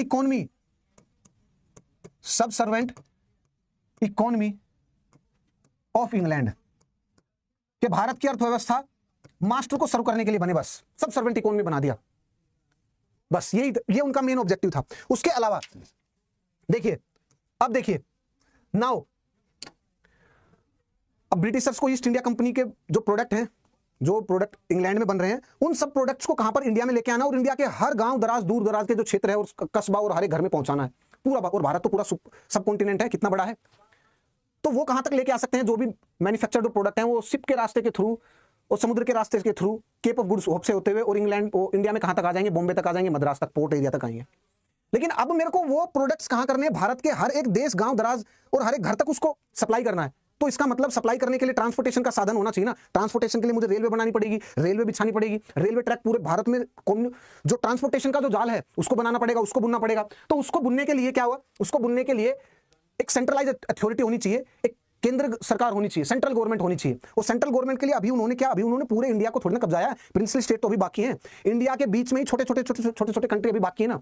तो इसीलिए उनको सबसे पहले अभी नीड क्या सताई उनको, क्योंकि उनको फिनिश्ड गुड इंडिया के अंदर की तरफ, इंटीरियर की तरफ लेके जाने हैं। तो उनको क्या नीड रही सबसे पहले, they required, they were in the need to lay down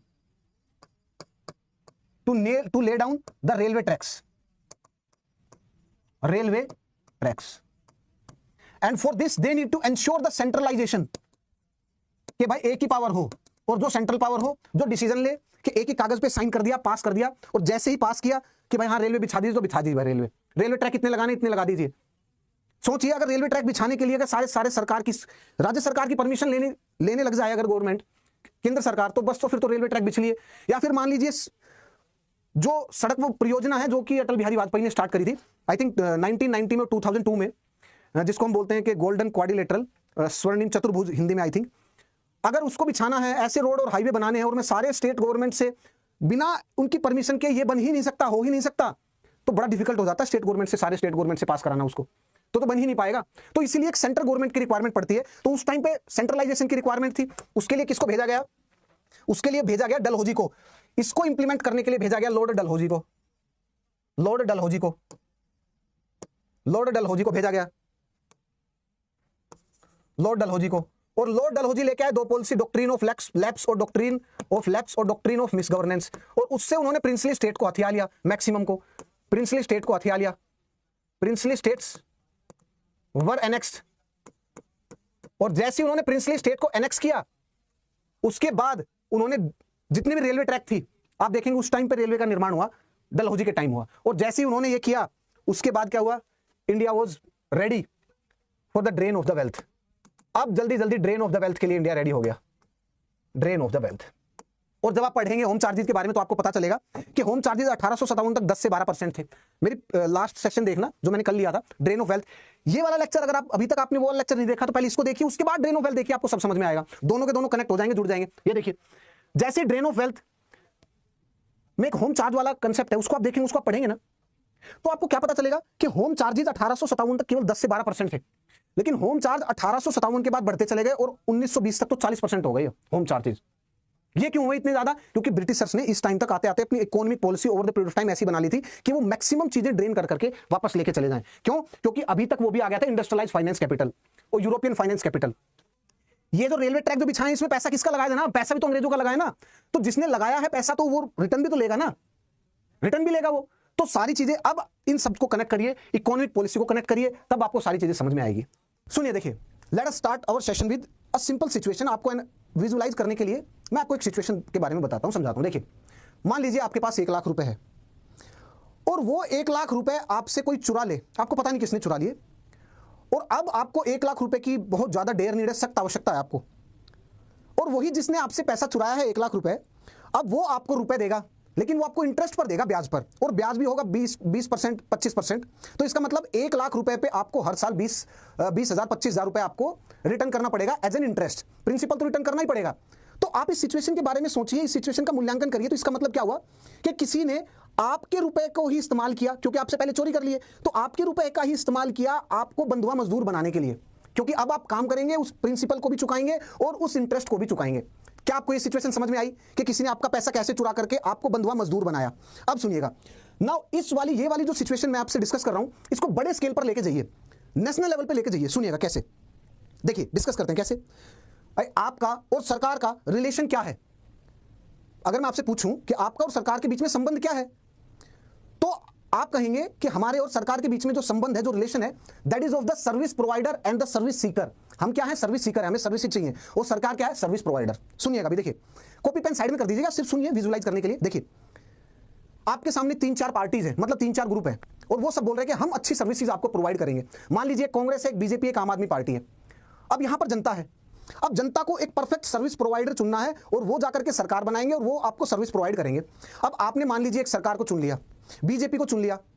अब ये सर्विस प्रोवाइडर सरकार बनके सरकार को चलाएंगे, वो आपसे टैक्स लेंगे, और वो टैक्स किस चीज में यूज होगा? वो टैक्स यूज होगा आपको सर्विस प्रोवाइड करने में। सर्विस आपको किस रूप में मिलेगी? आपको डिफेंस के रूप में मिलेगी सर्विस, कि भाई आपका एक्सटर्नल जो एग्रेशन है, बाहर से कोई ताकतें आकर के आपके शहर, आपका गांव, आपके घर पे अटैक ना करे, तो इसके लिए आर्मी है ना, तो ये सर्विस कौन प्रोवाइड कर रहा है आपको? सरकार। तो उसके लिए आपसे टैक्स लिया जा रहा है, तभी तो सरकार आर्मी मेंटेन रख रही है ना, आपके टैक्स के पैसे से ही ना। सुनिएगा, उसके अलावा सरकार वो टैक्स का पैसा और कैसे यूटिलाइज कर रही है कि वो टैक्स का पैसा रोड बनाने में, रेलवे बनाने में, कम्युनिकेशन सेक्टर को बड़ा करने के लिए। सो आप वहां से सर्विसेज लेते हैं सरकार से और उसके बदले में आप सरकार को टैक्स देते हैं। उसके अलावा सरकार आपको हॉस्पिटल की सर्विस प्रोवाइड करती है, एजुकेशन की सर्विस प्रोवाइड भी करती है। सो आपके और सरकार के बीच में जो रिलेशन और जो संबंध है वो क्या है? सर्विस प्रोवाइडर का संबंध है, सर्विस प्रोवाइडर का। समझ में आया इतना? अब सोचिए एक सरकार के बारे में। मान लीजिए एक सरकार है, बिल्कुल निकम्मी है, आपसे उसने टैक्स लिया, टैक्स लेने के बाद वही टैक्स का जो पैसा है सरकार ने सारा का सारा बाहर की तरफ भेज दिया, मतलब वो आपके ऊपर खर्च किया ही नहीं, आपके ऊपर सर्विस प्रोवाइड के नाम पर उन्होंने बस एडमिनिस्ट्रेशन चलाया और डिफेंस मेंटेन किया, वो भी आपको गुलाम बनाने के लिए, आपसे बार बार टैक्स लेने के लिए। आपको ना उन्होंने हेल्थ प्रोवाइड किया, ना उन्होंने आपको एजुकेशन प्रोवाइड किया, उसके साथ साथ ना उन्होंने अदर जो एसेंशियल सर्विस थी वो आपको प्रोवाइड करी। सोचिए एक बार, आप इस बारे में विचार करिए कि अगर कोई ऐसी सरकार हो तो आपके साथ क्या होने वाला है। इसको बोलते हैं ड्रेन ऑफ द वेल्थ, कि आपसे टैक्स लिया, आपको कोई सर्विस प्रोवाइड नहीं करी और आपका जितना भी सारा पैसा उसको बाहर की तरफ लेके चले गए। इसको मैंने आपको दो लेवल पे समझाया ड्रेन ऑफ वेल्थ को, ताकि आप विजुअलाइज कर सके। इंडिविजुअल लेवल पे आपको विजुअलाइज कराने की कोशिश करी that what is the meaning of the term drain of the wealth, और फिर मैंने आपको देश के लेवल पे विजुअलाइज कराने की कोशिश करी। इतना समझ में आया आपको? अब सुनिएगा, बोलते हैं 1757 से और 1948 तक अंग्रेज लगभग 50 ट्रिलियन यूएस डॉलर यहां से उस इतनी वेल्थ को ड्रेन करके और सकआउट करके वो इंग्लैंड में लेकर के चले गए। और ये मैंने आपको बताया लगभग इतना है कि आप 14-15 साल तक, 14-15 ईयर तक इंडिया के लोगों, सभी लोगों से काम कराई जाए, केवल और केवल वर्क, और उनको एक फुट्टी कोड़ी भी ना दे, इतना ज्यादा रुपए होता है। सोचिए, जस्ट इमेजिन के वो कितना रुपए लूट करके लेके गए थे इंडिया से, और इतने छोटे से देश में कि इंग्लैंड की पॉपुलेशन कितनी है? रफली 4 से 5 करोड़ आज के दिन, तो उस टाइम भी रेशियो अनुपात इतना ही रहा होगा। सो इतने बड़े एरिया से इंडिया की पॉपुलेशन 150 करोड़ है। सो इतने बड़े एरिया से वो इतनी ज्यादा वेल्थ लूट करके इतने छोटा एरिया में लेके गए, और ऐसा ही सारे यूरोपियन के कंट्री ने किया। फ्रांस ने भी ऐसा ही किया, इटली ने भी ऐसा ही किया, स्पेन ने भी ऐसा ही किया, सब ने ऐसा किया। तभी तो वहां पर चकाचौंध है, तभी तो सारे स्ट्रीट पक्के हैं बिल्कुल, तभी तो ड्रेनेज जो सिस्टम है वो बिल्कुल वेल मेंटेन्ड है। अदर कंट्रीज में नहीं है, अफ्रीका में नहीं है। क्यों? क्योंकि वो अंडर डेवलप्ड रहेंगे, वो कम पढ़ेंगे, तभी तो वो ड्रेन वहां से पैसा सकआउट करके यूरोप में लेके जा सकते हैं ना। और ये सारा कब हुआ था? 20th सेंचुरी में, 19th और 20th सेंचुरी में, और इंडिया के साथ भी ऐसा ही हुआ था। आई होप मैंने आपको जो ड्रेन ऑफ वेल्थ है उसकी जो पृष्ठभूमि है ना, उसका इंट्रोडक्शन वो मैंने आपको समझाया, that what is the meaning of the term drain of the wealth. आपको फील कराने के लिए मैंने जितना भी आपको बताना था वो बता दिया। अब सुनिएगा, देखिए, now I think everything is clear. Yes, everything is clear. Good evening. Yes, everything is clear. चलिए देखिए, अब देखिएगा, जो ड्रेन ऑफ वेल्थ जो थ्योरी है उसके बारे में कुछ चर्चा करते हैं। सबसे पहले मैं आपको ड्रेन ऑफ वेल्थ का मैंने आपको मीनिंग समझा दिया, मतलब भाव समझा दिया उसका। अब इंग्लिश जो लैंग्वेज है उसमें इसको क्या बोलते हैं, जो सिंपल टर्म आपको बुक में मिल जाएगा, that it means the unidirectional flow of the Indian resources out of the India. और यूनिडायरेक्शनल फ्लो का मतलब क्या है कि इंडिया से रिसोर्सेज को निकाला गया और निकालने के बाद उसको इंग्लैंड की तरफ भेज दिया गया, डाइवर्ट कर दिया गया। This is the meaning of the term, the text book meaning of the term drain of the wealth. और ये कब से कब तक कंडक्ट हुआ? 1757 से 1947 तक। अलग अलग फेजेस में हुआ, अलग अलग मैकेनिज्म के थ्रू हुआ। मतलब पहले अगर ऐसे डायरेक्ट चीजों को छीन करके इंग्लैंड में एक्सपोर्ट कर दिया जा रहा था, तो उसके बाद कोई दूसरा मैकेनिज्म लेके आए। जब लोगों को पता चल गया भाई ऐसे हमें लूटा जा रहा है, तो दूसरा मैकेनिज्म लेके आए। अगर जब इन दोनों का पता चल गया तो फिर तीसरा मैकेनिज्म लेके आए इंडिया को लूटने के लिए। तो इन सब मैकेनिज्म के बारे में देखेंगे, पढ़ेंगे, समझेंगे। चलिए अभी आगे चलिएगा, देखिए एवरीथिंग इज क्लियर। देखिए सुनिएगा, सबसे पहले तो इसकी डेफिनेशन को लिख लेते हैं। बुक किस डेफिनेशन है आपको थोड़ा सा पता होना चाहिए, that what is the meaning of this term. Meaning of this term is unidirectional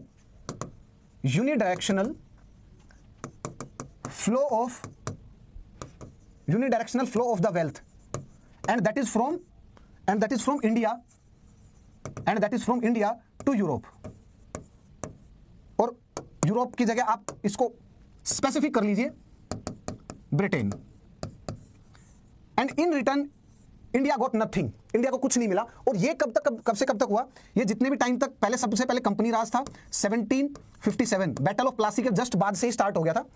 उसके बाद 1947 तक जब तक ब्रिटिश राज रहा तब तक ऐसा ही चलता रहा, ड्रेन ऑफ द वेल्थ। यहां तक चीजें क्लियर। अभी चलते हैं आगे, देखिए नाउ देखिएगा, अब ये ड्रेन ऑफ वेल्थ के बारे में बात करते हैं, थोड़ा और डिस्कस करते हैं ड्रेन ऑफ वेल्थ के बारे में, दैट व्हाट इज द, देखिएगा सुनिए नाउ, दादा भाई नरोजे ने उनकी एक बुक है the un-British rule in India, उस बुक में उन्होंने एक आर्टिकल लिखा और उस आर्टिकल में ड्रेन ऑफ वेल्थ थ्योरी के बारे में उन्होंने समझाया और लोगों को उस टाइम पे जागरूक करने की कोशिश करी। देखिएगा इसका महत्व समझने की कोशिश करिएगा। कैसे कि दादा भाई नरोजे के रोल के बारे में समझिएगा कि 90 से 95% ऑफ द पॉपुलेशन जो है वो क्या है, वो इलिटरेट है इंडिया में।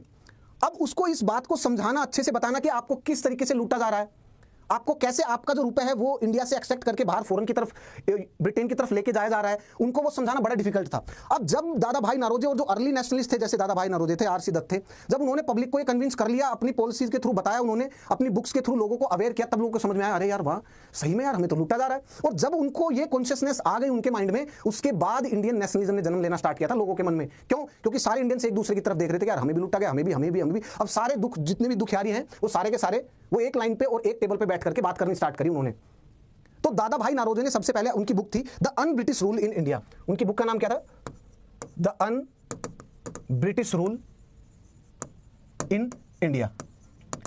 इसमें उन्होंने एक आर्टिकल था उनका, और इस वाली बुक में उन्होंने मेंशन किया the drain of the wealth theory के बारे में। Drain of the wealth theory के बारे में उन्होंने बताया। और इसकी रेलिवेंस क्या है कि इन्होंने लोगों को जागरूक किया, awareness among the Indians, awareness amongst Indians. क्या इसको ये चीज आपको समझ में आई? और आरसी दत्त ने भी इसको एक्सपोज करने की कोशिश करी द ड्रेन ऑफ वेल्थ के बारे में। आरसी दत्त ने भी कहा कि what is the meaning of the term drain of wealth, के कैसे इंडिया को लूटा जा रहा है, कि अंग्रेजों की मंशा केवल और केवल इतनी है कि यहां पर शासन लेके आना, शासन इसीलिए ताकि वो इंडिया के ऊपर होल्ड कर सके, कंट्रोल कर सके, और इंडिया के जो रिसोर्सेज उनको शकआउट करके इंग्लैंड भेज सके। इसीलिए प्रशासन लेके आए थे, इसलिए उनके पास मिलिट्री थी, इसीलिए वो वॉर्स एंड बैटल्स लड़ते थे, इसीलिए उन्होंने इंडिया में रेलवे लाइन बिछाई, इसीलिए वो टेलीग्राफ लाइन लेके आए। ये मत सोचना कि वो हमारे लिए लेके आए थे, इसीलिए उन्होंने इंडिया की जो सोशल मॉडर्नाइजेशन के ऊपर थोड़ा सा ध्यान दिया, सती प्रथा को अबॉलिश किया, विडो रीमैरिज पर ध्यान दिया। क्यों? क्योंकि उन्हें रिसोर्स एक्सट्रैक्ट आउट करने थे, दैट्स ऑल। और इन्होंने इस मिथ को भी बस्ट आउट किया, un British rule in India, कि जो अर्ली नेशनलिस्ट थे वो इस बात को भी मानते थे। क्या मानते थे वो? कि ब्रिटिश जो राज है वो इंडिया के हित में है। इन्होंने कहा जनाब कहाँ के हित में है, ये जो भी काम लेके आए हैं, जो भी पॉलिसीज लेके आए हैं, वो अपने लिए लेके आए, हमारे लिए इन्होंने कुछ भी नहीं किया है। कुछ लोगों ने कहा कि ये ट्रेन इसलिए लेके आए ताकि इंडिया मॉडर्नाइज हो सके, इन्होंने सोशल रिफॉर्म इसलिए लेके आए ताकि इंडिया मॉडर्नाइज हो सके। यही इंडिया में मॉडर्न एजुकेशन लेके आ सकते हैं, यही इंडिया में मॉडर्न इंडस्ट्री लेके आ सकते हैं। तब उस समय पर दादा भाई नौरोजी और आरसी दत्त की ये कंट्रीब्यूशन था कि उन्होंने इंडियन मासेस को और जो अर्ली नेशनलिस्ट थे उनको बताया कि जनाब ये आपका भ्रम है। और भ्रम कैसे है ये देखिए, वो ड्रेन ऑफ द वेल्थ, ये drain of the wealth theory के माध्यम से उन्होंने समझाया था अपनी बुक में। यहां तक आपको चीजें क्लियर है, स्पष्ट? बिल्कुल। आगे चलें, अब देखिएगा, सुनिए इधर। Now the mechanism of the drain of the wealth. अब मैकेनिज्म कौन कौन से थे उसकी तरफ देखते हैं। Mechanism of drain of wealth, mechanism of drain of wealth के मैकेनिज्म कौन कौन से थे? ऐसे कौन कौन से मैकेनिज्म के थ्रू उन्होंने इंडिया के रिसोर्सेज को सकआउट किया? सबसे पहला देखिए, सबसे पहला तो इंडियन इन्वेस्टमेंट। अब ये क्या था इसके बारे में जानने की कोशिश करते हैं, सुनिए। इंडियन इन्वेस्टमेंट, इंडियन इन्वेस्टमेंट क्या है सुनिएगा, देखिए। बैटल ऑफ प्लासी और बैटल ऑफ बक्सर के बाद, स्पेशली बैटल ऑफ बक्सर के बाद तो ईस्ट इंडिया कंपनी और उसके ऑफिशियल्स ने क्या किया था, क्या करना स्टार्ट कर दिया था उन्होंने, कि इंडियन के जो रिसोर्सेज हैं उसी से ही उन्होंने इंडियन के रिसोर्सेज को परचेज किया और उसको इंग्लैंड की तरफ भेजना स्टार्ट किया। समझ में नहीं आया? सुनिएगा, देखिए। आप 1750 से पहले चले जाइए, 1700 में आते हैं हम, 1700 में जब मुगल एम्पायर था उस समय आते हैं। At that particular point of time company क्या थी? कंपनी केवल और केवल एक ट्रेडिंग एंटिटी थी, केवल व्यापार करती थी। और व्यापार में क्या करती थी? वो इंडिया से सामान लेके जाती थी और यूरोप तक ले जा करके वो एक्सपोर्ट करती थी। और रिटर्न में इंडिया को क्या मिलता था भाई? रिटर्न में अगर यहाँ से कोई सामान लेके जाएंगे, एक्सपोर्ट होगा, तो रिटर्न में हमें पैसा मिलेगा ना। सो कंपनी यहाँ से सामान लेकर के इंग्लैंड में जा रही थी और इंग्लैंड से सोना चांदी बुलियंस लेके आ रही थी। भाई गोल्ड और सिल्वर इंडिया में आकर के पेमेंट तो करनी पड़ेगी ना उनको। तो इंग्लैंड से क्या हो रहा था, इंग्लैंड में जितना भी सोना चांदी था उसकी भी कमी आ गई थी। आप अगर उस टाइम के हिस्टोरियंस की और उस टाइम के राइटर्स की बुक पढ़ेंगे तो आपको पता चलेगा कि उस टाइम पर सोना चांदी की कमी आ गई थी। यूरोप में स्पेशली इतना ज़्यादा एक्सपोर्ट होता था इंडियन सबकॉन्टिनेंट से, यूरोप में और ब्रिटेन में, हर जगह। और डिमांड में क्या थे? यहाँ के सिल्क, यहाँ का कॉटन, यहाँ के कपड़े, जैसे प्रिंटेड कैलिकोज, उन्हीं के कर्टन यूज करते थे, वो रुमाल, उन्हीं के वो कपड़े। सो एक्सपोर्ट इतना ज़्यादा था इंडिया का इंग्लैंड में, और इतना ज़्यादा एक्सपोर्ट था कि इंग्लैंड गवर्नमेंट को एक कानून लेके आना पड़ा इस चीज़ को बैन करने के लिए कि यार इंडियन के जो ये वाले जो कपड़े हैं जो एक्सपोर्ट है यहाँ पर, इसको बैन करते हैं। क्यों? क्योंकि इससे हमारे ड्रेन हो रहा है, सोना चांदी इंडिया में जा रहा है। तो आपको यहाँ से एक बात चीज समझ में आई क्या, कि 1757 जब तक बैटल ऑफ प्लासी था उससे पहले तक company was nothing but a trading entity, जो यहाँ से सामान उठाती थी और इंग्लैंड में लेके जाती थी और रिटर्न में इंडिया को सोना चांदी मिलता था और दूध दही की नदियां इंडिया में बह रही थी। अब उसके बाद 1757 के बाद जैसे ही कंपनी के पास बंगाल में थोड़ी सी पॉलिटिकल राजनीतिक सत्ता आई ना, उस राजनीतिक सत्ता का कंपनी ने दुरुपयोग करना स्टार्ट किया।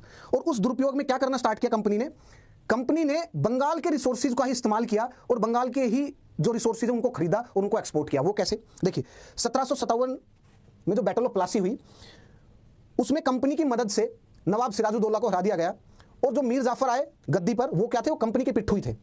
अब कंपनी ने मीर जाफर की हेल्प से पैसों को एक्सट्रैक्ट करना स्टार्ट किया बंगाल में। और पैसों को एक्सट्रैक्ट क्या किया? पैसों में वहां पर जैसे बंगाल है, बंगाल के जो नवाब है उनसे पैसे लेने स्टार्ट किए कि भाई जनाब अब तो हमने आपको जिताया है, अब जब हमने आपको जिताया है, हमारे दम पे आप जीते हो, तो उसका हर्जाना तो आपको पे करना पड़ेगा ना, हर्जाना आप भुगतिए, आपको रेगुलर हमें पैसे भेजने पड़ेंगे। मान लीजिए बैटल ऑफ प्लासी जीता, उसके बाद ही कंपनी को उन्होंने पैसे दिए, 50 लाख रुपए दे दिए। उसके बाद कंपनी फिर आ जाती थी, कंपनी के ऑफिशियल फिर से पैसे ले लेते थे। उसके अलावा कंपनी के जो ऑफिशियल्स थे वो तो ट्रेड करते थे, पर्सनल ट्रेड, दस्तक का भी मिसयूज करते थे। तो कंपनी के पास जो पैसे आ रहे थे, वो रिसोर्सेज आ रहे थे, वो बंगाल से ही आ रहे थे। और अब देखिएगा पहली वाली सिचुएशन 1757 से पहले की जो सिचुएशन है उसको, और 1757 के बाद की जो सिचुएशन है, इन दोनों को कंपेयर करने की कोशिश करिए। पहले क्या था? बंगाल या इंडिया के रिसोर्सेज अगर आपको परचेज करने तो सोना चांदी इंग्लैंड से लेके आइए और हमें पे करिए और सामान यहां से लेके जाइए। फ्री ट्रेड था, लीगल ट्रेड था, ऐसा ही होना चाहिए। लेकिन अब कैसे हो गया ट्रेड? अब एकदम बदल गया है। इंडियन के पैसों से ही इंडियन की चीजें खरीदी जा रही है, उसको एक्सपोर्ट किया जा रहा है। तो दूसरा होगा, इसको बोलते हैं इंडियन इन्वेस्टमेंट। सबसे पहला point, that Indian money was used. देखिएगा, सुनिए, इसका मतलब क्या है? The use of the Indian resources, use of Indian resources, use of the Indian resources to purchase Indian good, to purchase Indian good, to purchase Indian goods, इसको बोलते हैं Indian investment. और ये कब तक प्रोमिनेंट थी? ये प्रोमिनेंट थी 1757 से और 1800 तक। अब हमेशा ऐसा तो नहीं कर सकते ना, कोई भी समझदार व्यक्ति ना हमेशा ऐसे नहीं करेगा कि किसी को एक्सप्लॉइट करना है तो उसको डायरेक्टली एक्सप्लॉइट करे। वो अपने मेथड्स को चेंज करता रहता है। अब 1757 से 1800 तक तो ये मेथड था। अब अगर इसी मेथड को फर्दर वो कंटिन्यू करेंगे तो लोगों को समझ में आ जाएगा ना, लोग इसको रजिस्ट करेंगे, प्रतिरोध करेंगे, क्रांति होंगी और हो सकता है कि ब्रिटिश का कंपनी का राज यहां से चला जाए। सो इसके बाद उन्होंने अपने मेथड्स को चेंज करना स्टार्ट कर दिया। ये क्या है? प्रत्यक्ष है, बिल्कुल क्लियरली दिखाई दे रहा है कि इंडियन इन्वेस्टमेंट के थ्रू कंपनी ने क्या किया? इंडिया के पैसों का इस्तेमाल किया और इंडिया के पैसों का इस्तेमाल करके रिसोर्सेज को लूट करके लेके चले गए। उसके बाद से उन्होंने इस मेथड को चेंज करना स्टार्ट किया। अब देखिए, इस वाले मेथड में भी जो ड्रेन ऑफ वेल्थ थी वो काफी हाई थी। और इसमें सबसे ज्यादा नुकसान किसका हुआ? इसमें सबसे ज्यादा नुकसान हुआ था बंगाल का, वेस्ट बंगाल का। इंडियन इन्वेस्टमेंट में बंगाल जो प्रोविंस था उसको सबसे ज्यादा लूटा गया। यहां तक चीजें क्लियर? चलें आगे, देखिएगा। उसके बाद जो सेकंड जो मेथड था वो क्या था? Home charges. होम चार्जेस सुनिएगा, देखिए ये मजेदार था। होम चार्जेस सुनिएगा, home charges. Now what is the meaning of the term home charges? देखिए इधर ध्यान देना, कंपनी के जो भी ऑफिशियल्स 1757 के बाद इंडिया में काम कर रहे हैं उनकी पेमेंट कौन करेगा? भाई कंपनी ही करनी, कंपनी को ही करना पड़ेगा ना। अब कोई ऑफिशियल यहां पर आया, उसकी सैलरी, उसके रहने के लिए, उसके खाने के लिए, वो जब रिटायर हो जाएगा तो रिटायरमेंट के टाइम जो उसको लमसम अमाउंट दिया जाएगा वो, और उसके बाद जो भी पेंशन होगी वो, ये सारा जो भी रुपया होगा ये कहां से जाएगा? ये भी तो इंडिया से जाएगा ना। इसको बोलते हैं होम चार्जेस। कि कंपनी में जो भी ऑफिशियल्स काम करते हैं उन सबका जो भी खर्चा है वो कौन उठाएगा? अरे इंडिया के ऊपर रूल कर रहे हैं तो इंडिया के लोग ही उठाएंगे ना। तो इंडिया के लोगों से टैक्स कलेक्ट किया जाता था। टैक्स कलेक्ट करने के बाद जो कंपनी के जो ऑफिशियल्स थे उनकी सैलरी देना, उनको पेंशन देना, उनकी जो भत्ता है रहने का यहाँ पर, वो सारा खर्च कौन उठाएगा? कंपनी। और कंपनी पैसा कहां से निकाल रही है? एक्सेप्ट कर रही है, वो कर रही है लोगों से। तो इसको बोलते हैं होम चार्जेस। अब देखिए होम चार्जेस में क्या था? होम चार्जेस में हम एक बार नोट डाउन कर लेते हैं। इसमें क्या था? पेंशन थी, सैलरीज थी, अलावेंसेस थे, अलावेंसेस। और ये सब किसके थे? ये थे कंपनी के ऑफिशियल्स और बाद में जब डायरेक्ट ब्रिटिश रूल आ गया था इंडिया में उन सबके ऑफिशियल्स का। यहां तक चीजें क्लियर? यहां तक चीजें क्लियर? बिल्कुल। और क्या था? Dividend paid by, dividend paid by company to the shareholders, to the shareholders. और ये वाला क्वेश्चन प्रीलिम्स में आया हुआ है, यूपीएससी प्रीलिम्स में ये वाला क्वेश्चन आया हुआ है, इसलिए आपको ये वाला पता होना चाहिए दैट होम चार्जेज के जो कंपोनेंट्स थे वो कौन कौन से थे। आपको ये वाली चीज बिल्कुल क्लियर होनी चाहिए। यहां तक क्लियर?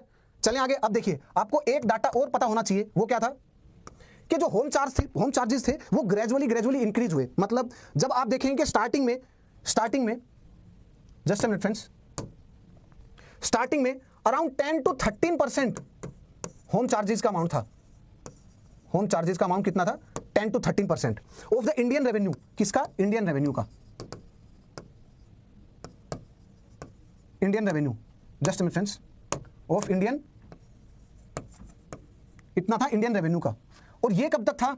ये था टिल 1857, टिल 1857, 10 to 13%। इस फिगर को नोट डाउन करना। अब देखिए उसके बाद ये जो चार्ज था, ये चार्ज उसके बाद बढ़ गया। और ये चार्ज कितना बढ़ा? जब आप देखेंगे 1897 तक दिस चार्ज इंक्रीज टू 24%। और ये किसने बताया? ये आरसी दत्त ने अपनी बुक में बताया कि जनाब पहले होम चार्जेस कितने थे? पहले होम चार्जेस जस्ट थे 10 to 13% 1857 तक, लेकिन 1897 के बाद ये 24% हो गया था। और ये आरसी दत्त ने अपनी बुक में लिखा the economic history of the India.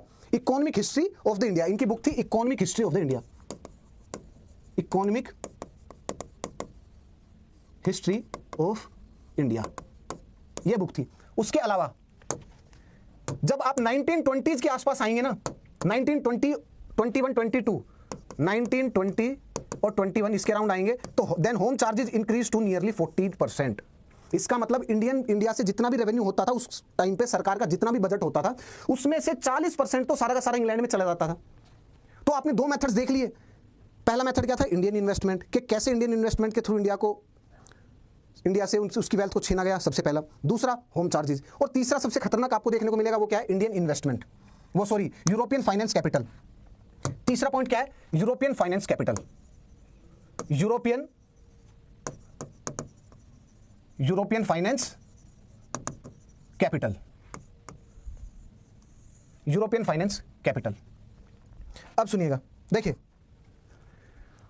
1813 का जो चार्टर एक्ट आया था, तो उसमें एक चीज लिखी हुई थी, मतलब इंग्लैंड का जो पार्लियामेंट था उसमें एक चीज को ऐड कर दिया था उन्होंने। और उन्होंने क्या किया कि जनाब 1813 के बाद जो ईस्ट इंडिया कंपनी की जो मोनोपोली है ना इंडिया के ट्रेड के साथ, उसको खत्म कर देना, वो खत्म कर दिया, उसको एंड कर दिया गया।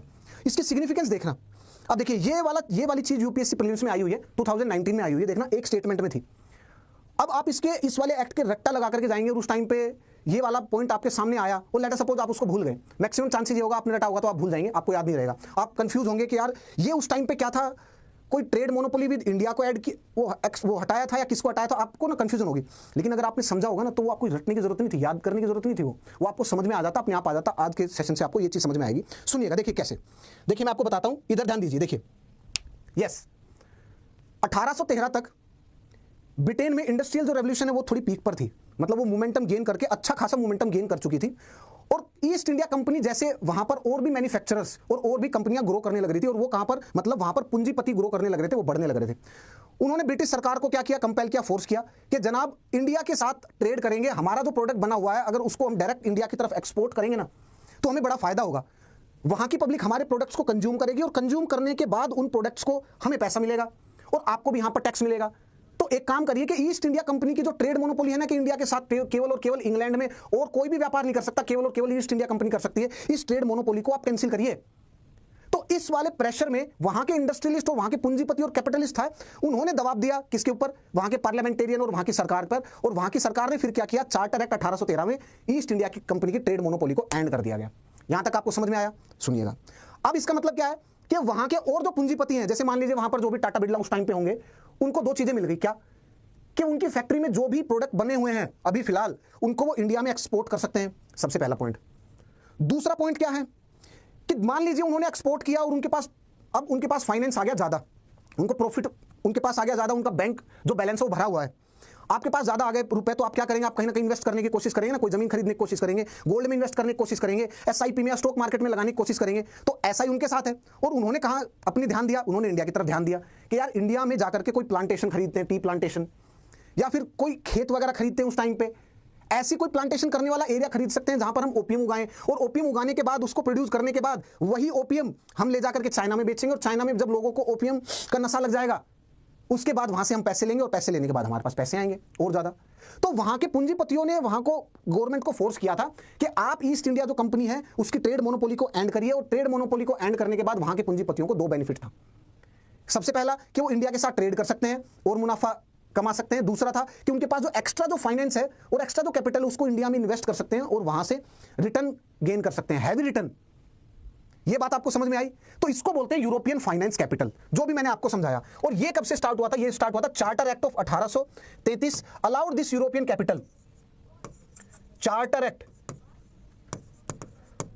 Of 1833 allowed this capital. और उससे पहले ट्रेड मोनोपोली कब एंड हो गई थी? Trade monopoly was ended with the charter act of 1813। और ये ट्रेड मोनोपोली एंड होने के बाद उन्होंने जो भी ट्रेडर्स ने और वहां के मर्चेंट्स ने, इंग्लैंड के मर्चेंट्स ने जो भी पैसा कमाया इंडिया से सरप्लस, उसको फिर इंडिया में इन्वेस्ट किया। क्यों? क्योंकि चार्टर एक्ट ऑफ 1833 ने उन्हें अलाउ कर दिया। किस चीज के लिए अलाउ कर दिया उनको? कि भाई वही सरप्लस पैसा अब वो इंडिया में इन्वेस्ट कर सकते हैं, इंडिया में उसी सरप्लस पैसे को अब वो इन्वेस्ट कर सकते हैं। क्या ये पॉइंट आपको समझ में आया? That what is the meaning of the term European finance capital.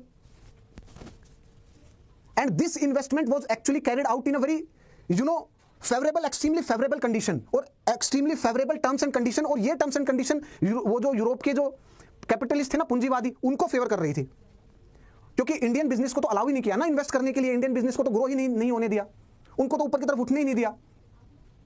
सो ये थी यूरोपियन फाइनेंस कैपिटल। उसके अलावा अब देखिएगा, उसके अलावा एक दो चीजों के बारे में हम और डिस्कस करते हैं, और वो है one way free trade. One way free trade, भाई इसके थ्रू भी तो इंडिया को लूटा गया ना, वन वे फ्री ट्रेड के थ्रू। और वो कैसे लूटा गया वन वे फ्री ट्रेड के थ्रू?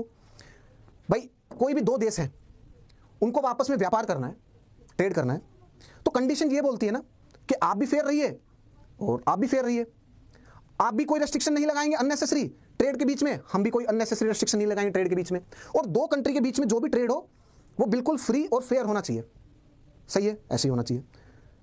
लेकिन इस टाइम पे क्या था? वन वे फ्री ट्रेड था। मतलब इंग्लैंड से कोई भी सामान इंडिया में आ सकता था, और इंडिया में आने के बाद उसके ऊपर कोई ड्यूटी नहीं, कोई भी टैक्स नहीं, और इंडिया के मार्केट में वो अंदर एंटर हो सकता था, इंडिया मार्केट में उसकी खपत हो सकती थी ऐसे।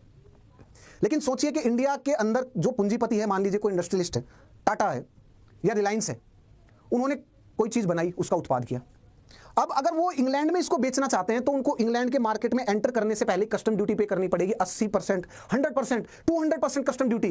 तो मेरा प्रोडक्ट तो जनाब महंगा हो गया ना, वो तो मार्केट में बिकेगा ही नहीं आपके में, मैं तो सर्वाइव ही नहीं करूंगा। तो इससे क्या हुआ कि वन वे फ्री ट्रेड से इंडिया का डी इंडस्ट्रियलाइजेशन होना स्टार्ट हुआ, और यूरोप का, स्पेशली ग्रेट ब्रिटेन का इंडस्ट्रियलाइजेशन स्टार्ट होना, वो ग्रो किया। इसको बोलते हैं वन वे फ्री ट्रेड। और ये भी बड़ा खतरनाक था, और इंडिया का इसमें बड़ा नुकसान हुआ वन वे फ्री ट्रेड में। वन वे फ्री ट्रेड से क्या हुआ? इंडिया में डी इंडस्ट्रियलाइजेशन हुआ। डी इंडस्ट्रियलाइजेशन, ये टर्म आपको पता होनी चाहिए। What is the meaning of the term one way free trade, what is the meaning of the term deindustrialisation. और इस वाले वन वे फ्री ट्रेड को ना आज आपके देखिए, ट्रेड के लिए आज के दिन हमारे पास WTO है, वर्ल्ड ट्रेड ऑर्गेनाइजेशन, और वो संस्था क्या करती है? उसका एक ही काम है कि भाई पूरे वर्ल्ड में फ्री और फेयर ट्रेड को प्रमोट करना है। अब वो कैसे करना है? सारे कंट्री एक साथ बैठेंगे, सारे कंट्री एक साथ बैठने के बाद हर साल मिलेंगे, उनके जो प्रतिनिधित्व हैं, बड़े बड़े PM हैं और उनके जो भी मिनिस्टर हैं, वो सब बैठेंगे, और बैठने के बाद डिस्कस करेंगे कि भाई क्या पॉलिसी होनी चाहिए ट्रेड की, हम आपके साथ व्यापार करेंगे तो किस प्रकार से करेंगे, क्या क्या कंडीशन होनी चाहिए, अगर प्रॉब्लम आई तो उसको सोल्व कैसे करेंगे, अदरवाइज तो ट्रेड ही नहीं हो पाएगा ना। अब मान लीजिए एक कंट्री जैसे इंडिया है, चाइना है, अब अगर इंडिया चाइना को कुछ एक्सपोर्ट कर रहा है और चाइना वो उसके ऊपर कस्टम ड्यूटी लगाए 80 और 90%, फिर चाइना का जो प्रोडक्ट इंडिया में आएगा तो इंडिया भी तो लगाएगा ना 80 to 90%, अब ट्रेड ही नहीं हो पाएगा। तो टैरिफ और नॉन टैरिफ बैरियर को भी रिड्यूस करने के लिए, इनको हटाने के लिए, ऐसे बैरियर को हटाने के लिए वर्ल्ड ट्रेड ऑर्गेनाइजेशन आया कि एक साथ बैठिए और जो आपके जो भी डिफरेंसेस है उनको दूर करिए। कोई टैरिफ बैरियर और नॉन टैरिफ बैरियर एक दूसरे के ऊपर नहीं लगाएगा। कोई भी ऐसा नहीं करेगा कि वन वे फ्री ट्रेड हो, कि एक का लाभ हो दूसरे की हानि हो, ऐसे नहीं होगा। वो दिन गए जब यूरोप ऐसे काम करता था, वन वे फ्री ट्रेड। इसने पूरे वर्ल्ड का बहुत नुकसान किया, और स्पेशली तो आप देखेंगे ना डेवलपिंग कंट्री का, जैसे अफ्रीका, जैसे आप देखेंगे साउथ एशिया, जितना भी है साउथ ईस्ट एशिया, सबके साथ वन वे फ्री ट्रेड था यूरोपियंस का। और इससे क्या हुआ? इंडिया में डी इंडस्ट्रियलाइजेशन हुआ। क्यों? क्योंकि हमारी इंडस्ट्री कैसे ग्रो कर सकती? कर ही नहीं सकती, वो हो ही नहीं सकता। तो इसका जो कॉन्सिक्वेंसेस था सबसे बड़ा, वो था deindustrialisation one way free trade से। और क्या था दूसरा पॉइंट? क्या था इससे? सुनिएगा, इससे दूसरा नुकसान क्या था? ये था सबसे पहला इसका इंडिया के लिए नेगेटिव पॉइंट। दूसरा क्या था? Destruction of local handicraft industries, destruction of the local handicraft industries. और ऐसा क्यों हुआ भाई? उससे पहले जब अंग्रेज आए उससे पहले क्या था, लोकल जो हैंडीक्राफ्ट इंडस्ट्री थी उसी का तो सामान ले जाकर के कंपनी यूरोप में बेचती थी ना, उसी को तो एक्सपोर्ट करती थी ना। लेकिन जैसे ही one way free trade policy आई उससे क्या हुआ, उससे इंडियंस का प्रोडक्ट तो ले जाना ही बंद हो गया ना, वो तो एंट्री नहीं कर सकता यूरोप में। उसके साथ साथ आपने ये भी कर दिया कि इंडिया में इंडियन इन्वेस्टमेंट यूज करके उसी का इस्तेमाल करके इंडियन रिसोर्सेज का और इंडिया का पैसा लेकर के आपने इंडियन के प्रोडक्ट्स को खरीदा और खरीदने के बाद उसी को आपने एक्सपोर्ट किया था। तो आपने क्या किया, आपने तो डबल चोट की ना इंडियंस को। इंडियन हैंडीक्राफ्ट इंडस्ट्री खत्म हो गई, और जैसे इंडियन हैंडीक्राफ्ट इंडस्ट्री खत्म हुई, जो लोग शहर कस्बे गांव इतने यहां पर रहते थे और जो छोटे छोटे हैंडीक्राफ्ट, मान लीजिए कोई टॉय बनाने वाला था या कोई प्रिंटेड कैलिकोज बनाने वाला था, ऐसा हैंडीक्राफ्ट इंडस्ट्री में जो भी काम कर रहे थे शहर और कस्बों में, उन्होंने क्या किया, वो काम छोड़ करके गांव में जाने लगे। सो इंडियन इकोनॉमी का क्या स्टार्ट हो गया, ruralisation of the Indian economy, ruralisation of the Indian economy. और उससे एग्रीकल्चर सेक्टर के ऊपर प्रेशर आया, क्योंकि एक ही सेक्टर में बहुत सारे लोग अब काम करना स्टार्ट कर दिया उन्होंने। और अंग्रेज यही चाहते थे उस टाइम पे कि इनकी हैंडीक्राफ्ट इंडस्ट्री जब खत्म होगी, डिस्ट्रॉय होगी, तभी तो हमारी इंडस्ट्रीज ग्रो करेंगी ना। और हमारी इंडस्ट्री के लिए हमें क्या चाहिए, हमें चाहिए रॉ मटेरियल। और रॉ मटेरियल कहां से आएगा, वो आएगा यहाँ की जमीन और खेतों से। और खेतों से हमें क्या चाहिए, किसको काम कराना पड़ेगा, वर्कर्स को। और वर्कर कहां से आएंगे, यही हैंडीक्राफ्ट इंडस्ट्री वाले जो सरप्लस वर्कर है, अभी अपने गांव में जाएंगे, गांव में जाकर के खेती करेंगे। खेती में अब उनको क्या, उनको बोलेंगे प्रोड्यूस करने के लिए कि जनाब कॉटन प्रोड्यूस करिए ना, सुगर केन प्रोड्यूस करिए, इंडिगो प्रोड्यूस करिए। और कॉटन और इंडिगो यहां से लेंगे सस्ते दामों से, सस्ते दामों पे लेंगे, इनको कंपेल करेंगे मजबूर करने के लिए, सस्ते दामों पे यहां से खरीदेंगे, उसको ले जाकर के हम एक्सपोर्ट करेंगे, इंग्लैंड जाएगा, वहां से मैन्युफैक्चर प्रोडक्ट बनेंगे, मैन्युफैक्चर प्रोडक्ट बनने के बाद उसको इंडिया में क्या करेंगे, एक्सपोर्ट करेंगे। तो ये रूरलाइजेशन हेल्पफुल किसके लिए था, वो ब्रिटिशर्स के लिए हेल्पफुल था। और उसके साथ साथ उनको गांव के लोगों से क्या, किस चीज का उपज कराना था, क्या प्रोड्यूस कराना था, उनको ओपियम भी प्रोड्यूस कराना था। क्यों, क्योंकि ओपियम को इंडिया का जो विलेज है और मार्केट है वहीं से उनको एक्सट्रैक्ट करना था, उसके बाद उसको चाइना भेजना था। चाइना के लोगों को जब ओपियम का सस्ता नशा लग गया, उसके बाद उसी पैसे से वो कॉटन खरीदते थे और कॉटन से वो उस रॉ मटेरियल को फिर इंग्लैंड में भेजते थे। क्या आपको ये साइकिल समझ में आई? वन वे फ्री ट्रेड से डिइंडस्ट्रियलाइजेशन हुआ, destruction of the local handicraft industry, उससे रूरलाइजेशन हुआ, और क्या हुआ, इससे commercialisation of Indian agriculture, commercialisation of Indian agriculture. क्या ये सब चीज आपको समझ में आई? देखिए एक बार इस वाले फ्लो चार्ट को, कितना सुंदर है फ्लो चार्ट, आपको समझ में आना चाहिए। ये वाला फ्लो चार्ट आपको महसूस होना चाहिए, तब तो इसका फायदा है। अदरवाइज इसको अगर आपने याद कर लिया, रख लिया, इसका कोई मतलब नहीं है फिर तो, या फिर आपके लिए कोई यूज में नहीं है फिर। यहां तक चीजें क्लियर? अब चलते हैं। देखिए पांचवा मेन पॉइंट क्या देखने वाला है इसमें, वो है वॉर्स एंड बैटल्स।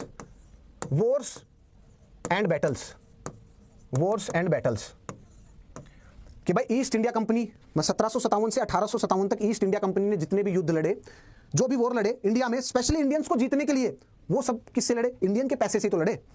भाई एक स्टेटमेंट आपने देखना स्टैंडर्ड बुक में आपको मिलेगा, that Robert Clive use the financial stick of the Bengal to beat the France in the Carnatic region और to beat the France in the south. मतलब क्या इसका, देखिए फर्स्ट कर्नाटिक वॉर हुआ, उसमें जो ईस्ट इंडिया कंपनी थी वो फ्रांस के सामने स्टैंड नहीं कर पाई इतना ज़्यादा, और फ्रांस का जो अपर एज था उस वाली फाइट में, फर्स्ट कर्नाटिक वॉर में। सेकंड कर्नाटिक वॉर में भी फ्रांस और इंग्लैंड में स्टार्टिंग में तो फ्रांस जीत रहा था, उसके बाद जब रॉबर्ट क्लाइव की एंट्री हुई तो उसके बाद थोड़े से समीकरण बदलने लगे और जो ईस्ट इंडिया कंपनी थी उसका अपर हैंड रहा सेकंड कर्नाटिक वॉर में। लेकिन फिर भी फ्रेंच की पोजीशन इतनी ज़्यादा वीक नहीं थी, फिर भी थोड़ी ठीक थी तब तक, और ये था 1856 तक, 1756 तक। लेकिन 1757 में रॉबर्ट क्लाइव ने बंगाल में बैटल ऑफ प्लासी को जीत लिया, और बैटल ऑफ प्लासी को जीतने के बाद मीर जाफर जो गद्दी पे बैठे वो कौन थे, ईस्ट इंडिया कंपनी के पिट्ठू थे, पपिट थे वो। अब ईस्ट इंडिया कंपनी ने बंगाल के रिसोर्सेज जो वहां से एक्सट्रैक्ट किए मीर जाफर के टाइम पे, उन्हीं पैसों का इस्तेमाल करके थर्ड जो कर्नाटिक वॉर था उसमें फ्रेंच को हराया, बैटल ऑफ वनडिवोस में फ्रेंच की कमर तोड़ दी 1760 में। तो आप देखिए ईस्ट इंडिया कंपनी ने क्या किया, इंडिया के एक जगह के रिसोर्सेज और पैसा उठाया और वहां पर वॉर्स एंड बैटल्स अपने लिए लड़े, अपने लिए, अपने हित के लिए, और उसमें पैसा किसका इस्तेमाल हुआ, इंडियंस का इस्तेमाल हुआ। तो इससे भी तो हमारा नुकसान हुआ ना, इससे भी तो हमारे ड्रेन ऑफ वेल्थ हुई ना, इससे भी तो हम कंगाल हुए ना। तो ये हुआ। अब देखिए उसके बाद बंगाल और कर्नाटक के पैसों का इस्तेमाल करके उन्होंने निजाम ऑफ हैदराबाद को हराया 1800 में। उसके बाद अब हैदराबाद, नदन सरकार, कर्नाटक और बंगाल, इन सबके रिसोर्सेज और पैसों का इस्तेमाल करके उन्होंने मैसूर को हराया। फिर मैसूर के पैसों और इन सबका पैसों का इस्तेमाल करके उन्होंने मराठा को हराया। अदरवाइज मराठा को हराना संभव नहीं था उनके लिए, क्योंकि मराठा एम्पायर वेस्टर्न घाट से स्टार्ट होता था और वो पूरा मध्य प्रदेश और ये आपको मालवा, बुंदेलखंड, बघेलखंड, उड़ीसा तक था, इतना बड़ा था, गुजरात वाला पूरा ये वाला रीजन। तो इतने बड़े मराठा एम्पायर को आप कैसे हरा सकते हैं? बहुत इजी, वो इजी था ही नहीं। तो ईस्ट इंडिया कंपनी ने इंडियन पैसों का, इंडियन रिसोर्सेज का इस्तेमाल किया इंडिया को जीतने के लिए। सबसे पहला वॉर्स एंड बैटल्स का मतलब समझ में आया आपको? उसके साथ साथ अब कंपनी को इतनी प्राइज्ड पोजीशन जो उन्होंने जीता है, इतनी मुश्किल से इंडिया को जीता, तो जब इंडिया को जीता तो उसकी प्रोटेक्शन भी तो करनी पड़ेगी ना। अफगानिस्तान साइड से हो सकता है रशिया आ सके, रशिया आ जाए, हो सकता है फ्रांस आ जाए किस दिन अटैक करने के लिए। इधर इंडो बर्मीज साइड से हो सकता है कि लाओस, कंबोडिया, वियतनाम या चाइना आ जाए या जापान आ जाए। तो इंडिया को प्रोटेक्ट करना है। तो उन्होंने जो जितने भी वॉर लड़े, उसके बाद देखेंगे आप 1820s के बाद उन्होंने कौन कौन से वॉर लड़े। उन्होंने उनके दो प्रमुख थे, वो थे Indo Afghan war, Indo Afghan war, और ये 3-4 की सीक्वेंस थी इंडो अफगान वॉर की। और ये थे 1835 या 40 से स्टार्ट हो गए थे, 1840 से लगा लीजिए आप, 1840 से और आप 1880s तक लगा लीजिए आप। और ये 3-4 थे इंडो अफगान वॉर। उसके अलावा इंडो बर्मीज वॉर भी थे, इंडो बर्मीज वॉर। और जो इंडो बर्मीज वॉर थे वो भी आपको इतने मिलेंगे 1830 से 1870 या 1880 के अराउंड मिलेंगे। इन दोनों वॉर्स में भी क्या किया? इंडियंस का पैसा इस्तेमाल किया उन्होंने अपना पैसा यूज नहीं किया, इंडियंस का पैसा यूज किया। सो वॉर्स एंड बैटल्स जो भी उन्होंने लड़ाई करी, उससे भी नुकसान किसका हुआ? इंडिया का ही हुआ था ना। जवान भी हमारे थे। वर्ल्ड वॉर 1 और वर्ल्ड वॉर 2 में भी देखेंगे ना तो मैक्सिमम जो सोल्जर्स थे वो हमारे ही थे। लगभग 13 लाख सोल्जर्स तो वर्ल्ड वॉर 1 में हमारे ही थे, इंडियंस। उसके बाद 24 लाख सोल्जर्स वर्ल्ड वॉर 2 में इंडियंस थे, जिन्होंने यूरोप में जाकर के फाइट करी थी, लड़ाई करी थी, इंडियंस थे वो।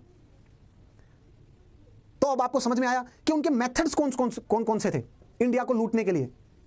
कि जो बोलते हैं ना इंडिया 17वीं सेंचुरी में सोने की चिड़िया थी, उसके बाद जब अंग्रेज हम गए तो बिल्कुल कंगले हो चुके थे, हम कंगाल हो चुके। वो इसलिए हो चुके थे इन मेथड्स के थ्रू। अंग्रेजों ने हमें कैसे लूटा? इंडियन इन्वेस्टमेंट के थ्रू। उसके बाद उन्होंने कैसे लूटा? European finance capital, home charges, हमारे ही पैसों से लड़ाई लड़ी, हमारे अंदर और बाहर। और उसके साथ साथ ये वाला point, one way free trade, उससे हमें क्या नुकसान हुआ? उससे हमारा डी इंडस्ट्रियलाइजेशन हुआ और कमर्शियलाइजेशन ऑफ एग्रीकल्चर। यहां तक चीजें स्पष्ट, बिल्कुल क्लियर। अब आगे चलें। अब देखिए इसके कॉन्सिक्वेंसेस क्या हुए भाई, इसके परिणाम क्या हुए, इसके कॉन्सिक्वेंसेस क्या हुए, इसके कॉन्सिक्वेंसेस क्या थे, इसके कॉन्सिक्वेंसेस क्या थे? सुनिएगा भाई। सबसे पहला कॉन्सिक्वेंस तो यही है ना कि poverty in India, poverty in India, और वो भी एक्सट्रीम फॉर्म की पॉवर्टी, कि इंडिया गरीब हो गया, बिल्कुल लूट के लेके चले गए तो गरीब तो होगा ही ना, सबसे पहला। दूसरा पॉइंट क्या था? Hunger and famine, hunger and famine. जब आप मॉडर्न इंडिया को पढ़ेंगे, स्पेशली 1770 के बाद से, और पूरा का पूरा 1800 सेंचुरी पढ़ेंगे, 1800 से 1890, और इनफैक्ट आप 1910 तक पढ़ेंगे, तो आपको एक चीज पता चलेगी कि जो फेमिन थे ना, फेमिन और हंगर, ये बड़े फ्रीक्वेंट थे, मतलब कॉमन थे। हर 15-20 साल बाद आपको हंगर और भुखमरी, ऐसे फेमिन के इंसिडेंसेस आपको देखने को मिल जाएंगे। और गवर्नमेंट बहुत सारे कमीशन भी लेके आई, जैसे स्ट्रेचे कमीशन थी, मैकडोनल्ड कमीशन, ऐसे बहुत सारे कमीशन लेके आई, ये जांचने देखने के लिए कि यार हर 15-20 साल बाद ये फेमिन क्यों आ रही है, ये इतनी भुखमरी क्यों आ रही है कि 1/3 of the population wash out हो गई। उड़ीसा फेमिन आई, 1/3 ऑफ द पॉपुलेशन उसमें शहीद हो गई, पहुंच गई ऊपर वाले के पास। बंगाल फेमिन आई, 1/3 ऑफ द पॉपुलेशन मर गई। क्यों जनाब? आप ही ने तो किया ना कॉमर्शियलाइजेशन ऑफ एग्रीकल्चर। उससे पहले हम क्या करते थे? जब आपने एग्रीकल्चर को कॉमर्शियलाइज नहीं किया, आपने लोगों को कंपेल और फोर्स नहीं किया ओपियम प्रोड्यूस करने के लिए, आपने लोगों को कंपेल नहीं किया कि कॉटन उगाइए। इससे पहले हमारी खेतीबाड़ी कैसी थी कि हम सबसे पहले ये ध्यान देते थे कि यार खेतीबाड़ी और ये साइकिल में, क्रॉपिंग पैटर्न के साइकिल में, हम राइस को उगाएं, वीट को उगाएं, भाई इनका उत्पाद करें ना, उसी से तो हमारा पेट भरेगा ना। हम सेल्फ सफिशिएंट बनने की कोशिश करते थे उससे पहले। लेकिन आपने आने के बाद आपने क्या किया कि जो रूरल, जो एग्रीकल्चर जो सेक्टर है, उसको मोनेटाइज करना स्टार्ट किया, उनको पैसों की लत लगानी स्टार्ट करी। और जब पैसों की लत लगी, उसके बाद आपने क्या किया? वहां पर कमर्शियल क्रॉप्स उगाई कि ये चीज आपको जल्दी से पैसा देंगी, इन क्रॉप्स को उगाइए। और आपने ऐसा क्यों किया? क्योंकि आपकी इंडस्ट्रीज का जो पेट है वो उसी से भरेगा, वहां से फिर प्रोडक्ट बनेगा, फिर आएंगे, आप यहां पर बेचेंगे उसको, और उस प्रोडक्ट को बेचने के बाद आपको डबल और दोहरा मुनाफा होगा। ये चीज आपको समझ में आई? ये वाला पॉइंट कि हंगर एंड फेमिन, और ये हंगर और फेमिन का सबसे बड़ा रीजन क्या था? सबसे बड़ा रीजन था कॉमर्शियलाइजेशन ऑफ द एग्रीकल्चर, कि आपने एग्रीकल्चर सेक्टर को कॉमर्शियलाइज कर दिया, ऐसी क्रॉप को उगाने के लिए मजबूर कर दिया लोगों को जिसमें मुनाफा आपका है और नुकसान किसका है? गरीब का है। सेकंड पॉइंट समझ में आया? Commercialisation of agriculture. चलिए देखिए, उसके बाद हमारे पास कैपिटल नहीं थी, capital formation was not there, capital formation नहीं हो पाई हमारे पास। और जब हमारे पास कैपिटल फॉर्मेशन नहीं हो पाई तो हम इन्वेस्ट नहीं कर पाए और इंडस्ट्री ग्रो नहीं हो पाई, इंडस्ट्रीज ग्रो नहीं हो पाई, मॉडर्न इंडस्ट्री। तो इसलिए बोलते हैं कि जिस टाइम पर यूरोप का इंडस्ट्रियलाइजेशन हो रहा था ना, जहां पर यूरोप में 18th सेंचुरी में, 19th सेंचुरी में इंडस्ट्रीज ग्रो हो रही थी, इंडिया का डी इंडस्ट्रियलाइजेशन हो रहा था। और वो डी इंडस्ट्रियलाइजेशन क्यों हो रहा था? वो इसलिए क्योंकि इंडिया के पास पैसे ही नहीं है ना। इंडस्ट्री लगाने के लिए कैपिटल चाहिए, पैसे चाहिए। भाई इंडस्ट्री लगाने के लिए, औद्योगिक क्रांति के लिए 3 चीजें चाहिए, कैपिटल, लेबर और रॉ मटेरियल। आपके पास तो तीनों है, पैसे भी हैं, रॉ मटेरियल इंडिया से लेके जा रहे हैं, और जो लेबर है वो आपके पास, आपकी पॉपुलेशन बढ़ रही है, लेकिन इंडिया में ठीक है लेबर है हमारे पास उस समय पर ना, हमारे पास कैपिटल है और रॉ मटेरियल तो आप लेके जा रहे हैं हमें, तो हम कैपिटल कहां से लाए? इसीलिए इंडिया का क्या हुआ, डी इंडस्ट्रियलाइजेशन होना स्टार्ट हुआ, डी इंडस्ट्रियलाइजेशन। और क्या हुआ, degeneration of the moral values, drain of wealth से जो सबसे बड़ी प्रॉब्लम क्या हुई, degeneration of moral values and moral virtues. ये क्या है सुनिएगा, देखिए किसी भी इंसान को अगर ये इंश्योर करना है कि वो मेहनत ना करे तो उनका मोरल डाउन कर लीजिए। मोरल डाउन करने का मतलब उनको अगर ये इंश्योर हो जाए कि यार मेहनत करने से भी कोई आउटपुट मिलने वाला नहीं है, तो उसके बाद उसका मोरल डीजनरेशन हो गया उस इंसान का, और उसकी पर्सनैलिटी से ये जो अच्छे जो विर्च्यूज के ऊपर जो उनका विश्वास है ना, वो अब डिगमिगा गया। और जैसे ही वो विश्वास डिगमिगाएगा, अब वो इंसान मेहनत ही नहीं करेगा, अब वो शॉर्टकट ढूंढने की कोशिश करेगा। और समाज में सबसे खतरनाक सिचुएशन यही है, जब समाज का मोरल पतन हो जाए ना, मोरल डीजनरेशन किसी भी समाज का हुआ तो समझ लेना वो समाज खत्म हो गया जनाब। तो मोरल डीजनरेशन किया इसने, क्या किया, क्यों? क्योंकि लोगों को ये बात समझ में आ गई थी कि यार कितना भी काम कर लें, मिलने वही 2 रुपए हैं।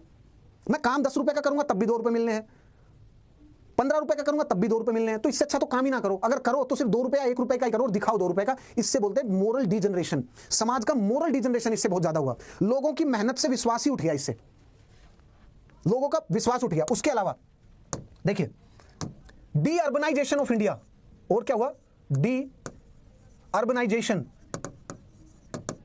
D urbanisation of India. 5th point deurbanisation, और ये वाला पॉइंट हम डिस्कस कर चुके हैं, that what is the meaning of the term deurbanisation, that what is the meaning of the term deurbanisation, deindustrialisation, commercialisation, ये सारी चीजें हम डिस्कस कर चुके हैं। और क्योंकि इंडिया में नहीं था, कैपिटल नहीं थी, तो इंडिया का इंडस्ट्रियलाइजेशन भी नहीं हुआ। तो आप ये वाला पॉइंट भी लिख लीजिए, डी इंडस्ट्रियलाइजेशन। और ये वाला पॉइंट मैं क्यों लिखवा रहा हूं, जस्ट एक सेंस ऑफ कंप्लीशन देने के लिए आप लोगों को। अब देखिए, लेकिन इस ड्रेन ऑफ वेल्थ थ्योरी का ना एक चीज बड़ी अच्छी बात हुई, क्या हुई कि जब आरसी दत्त ने और दादा भाई नारोजे ने इस ड्रेन ऑफ वेल्थ थ्योरी को जब लोगों के सामने एक्सपोज किया ना, उसको दिखाया कि यार देखिए आप लोगों को कैसे लूटा जा रहा है, और तब लोगों में आपस में चर्चा होने लगी। जब उनकी बुक आई थी the economic wealth, I think RC Dutt ji की, और the un-British rule in India, इनकी दादा भाई नारोजी की, जब जो इंडिया में जो पढ़े लिखे कुछ इंटेलेक्चुअल जो क्लास थे, जो हायर, जो मान लीजिए आप 2-3% ही थे केवल, जब उन्होंने इस बात को पढ़ा और समझ में आई, तो उन्होंने इस बात को जो नीचे की तरफ इलिटरेट पॉपुलेशन है उनको वर्चुअली समझाने की कोशिश करी, और ये बात लोगों में डिस्कस होनी स्टार्ट होगी। देख यार, यस बिल्कुल, we are being drained of our own wealth by the Britishers. और जैसे ही ये बात लोगों को समझ में आई, तो लोगों में नेशनलिज्म की भावना जगने लगी, नेशनलिज्म की भावना। सो ड्रेन ऑफ वेल्थ थ्योरी का सबसे बड़ा जो कंट्रीब्यूशन वो रहा, वो क्या रहा कि इंडिया के लोगों में नेशनलिज्म की जो भावना है और फीलिंग है वो बढ़ने स्टार्ट हुई। And it exposed the true nature of the British rule in India. It exposed the true nature of the British rule in India. This theory exposed the true nature of British in India. This exposed the true nature of the Britishers in India. And this shattered the myth of British. And this shattered, just a minute friends, this shattered the myth of British paternalism. This shattered the myth of British paternalism in India. Just a minute friends, British paternalism in India. This shattered the myth of the British paternalism in India. इसका मतलब क्या है कि अभी हमने discuss किया कि कुछ लोग ऐसा मानते थे कि यार जो ब्रिटिश जो साम्राज्य है इंडिया में, और जो ब्रिटिशर्स का रूल है इंडिया में, वो इंडिया के इंडियंस के हित में है, वो इंडियंस के हित में है। क्यों? क्योंकि वो हमें एजुकेट कर रहे हैं, यूरोपियंस हमारे लिए यहाँ पर मॉडर्न इंडस्ट्रीज लेके आएंगे, हमारे यहाँ पर इन्वेस्टमेंट लेके आएंगे, रेलवे लेके आएंगे, टेलीग्राफ नेटवर्क लेके आएंगे, और हमें वेस्टर्न एजुकेशन प्रोवाइड करेंगे, और हम खुद से कैपेबल नहीं है। सो ये जो ब्रिटिश पैटर्नलिज्म वाला जो माइंडसेट था कुछ इंडियंस का, हायर इंडियंस का, जो कि कुछ पढ़े लिखे थे, उनका जो दिमाग है, उनका जो दिमाग को ओपन किया इस वाली बुक ने, और ये जो ड्रेन ऑफ वेल्थ जो थ्योरी थी इसने, that it exposed and it shattered the myth of the British paternalism in India, जो कि कुछ इंडियंस के माइंड में था। और जैसे उनके माइंड से ये भ्रम टूटा, तो उन्होंने भी लोगों को ये बात समझानी और बतानी स्टार्ट कर दी कि यस, जो ब्रिटिशर्स है ये हमें लूटने खसूटने के लिए आए हैं, हम लोगों को सबको एक साथ होना पड़ेगा, हम लोगों को एक साथ यूनाइट हो करके उनके खिलाफ और उनके अपोजिशन में एक फ्रंट प्रेजेंट करना पड़ेगा। और इसीलिए इंडिया में उसके बाद नेशनलिज्म की भावना सभी लोगों में उत्पन्न होनी स्टार्ट होने लगी। क्यों? क्योंकि सबके सब लोग अपना जो उनका जो भी डिवीजन वाला पॉइंट था, रिलीजन के बेसिस पर अगर विभाजन देखते थे अपना कि मैं हिंदू मैं मुस्लिम, उसको दूर करने की कोशिश करी लोगों ने। कास्ट बेसिस पे जो भी डिवीजन था उसको दूर करने की कोशिश करी। मान लीजिए जमींदार और पीजेंट रिलेटेड जो भी डिवीजन था उसको दूर करने की कोशिश करी। और दूर करने के बाद सबके अंदर जब नेशनलिज्म की भावना आ गई, नेशनलिज्म की भावना आने के बाद उन्होंने एक फ्रंट प्रेजेंट किया, यूनाइटेड फ्रंट। और ये कब हुआ? ये हुआ ड्रेन ऑफ वेल्थ थ्योरी का, ये one of the biggest contribution है इंडियन नेशनल मूवमेंट में। आई होप यहां तक आपको समझ में आया होगा that what is the meaning of the term. और आज वाले सेशन में हमने क्या क्या चीजें डिस्कस करी।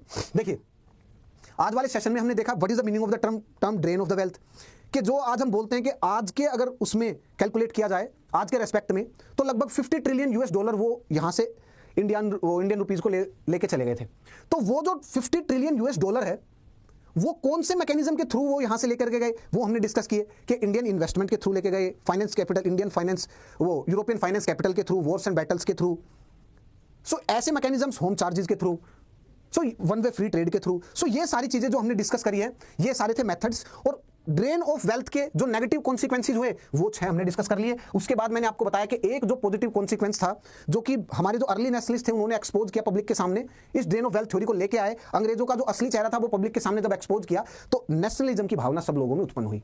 और इस नेशनलिज्म की भावना का जो सबसे सटीक इस्तेमाल और यूज किसने किया, वो थे हमारे महात्मा गांधी। उन्होंने लोगों को फिर एक फ्रंट पे लेके आए, उनको आंदोलन करना सिखाया, आंदोलन करने के बाद, सिखाने के बाद उनको बताया कि आपको अहिंसा से ही किसी भी चीज को गेन करना है, हिंसा से नहीं, और फिर हमें फाइनल आजादी मिली। आई होप आपको ये पूरी साइकिल समझ में आ गई होगी। सो देखिए, आज का सेशन इतना ही था। आई होप ये थोड़ा सा एडवांस लेवल का था कंसेप्ट ड्रेन ऑफ वेल्थ।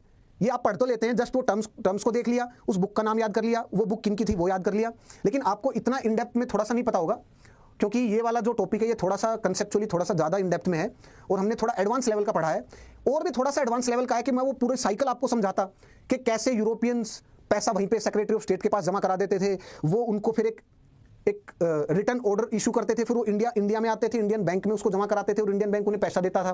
तो ये सब चीज़ें होम चार्जेस से रिलेटेड मैंने डिस्कस नहीं किया आपसे, क्योंकि वो बहुत ज़्यादा हैवी हो जाता। इसको थोड़ा सिंप्लीफाई करके मैंने आपके सामने प्रस्तुत किया है, प्रेजेंट किया है, ताकि आपको समझ में आ जाए और इससे जो भी क्वेश्चन आएगा यहीं से आ जाएगा। अदरवाइज वो आपसे वैसे भी नहीं बनने वाला, फिर अगर कहीं और से आ गया तो वो आएगा भी नहीं। डोंट वरी अबाउट दैट, इतना ही देख लेना, ये मोर देन इनफ है, मोर देन सफिशिएंट है।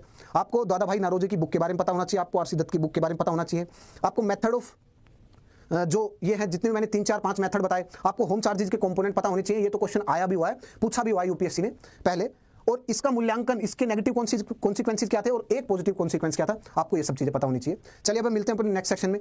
टिल देन, जय हिंद फ्रेंड्स।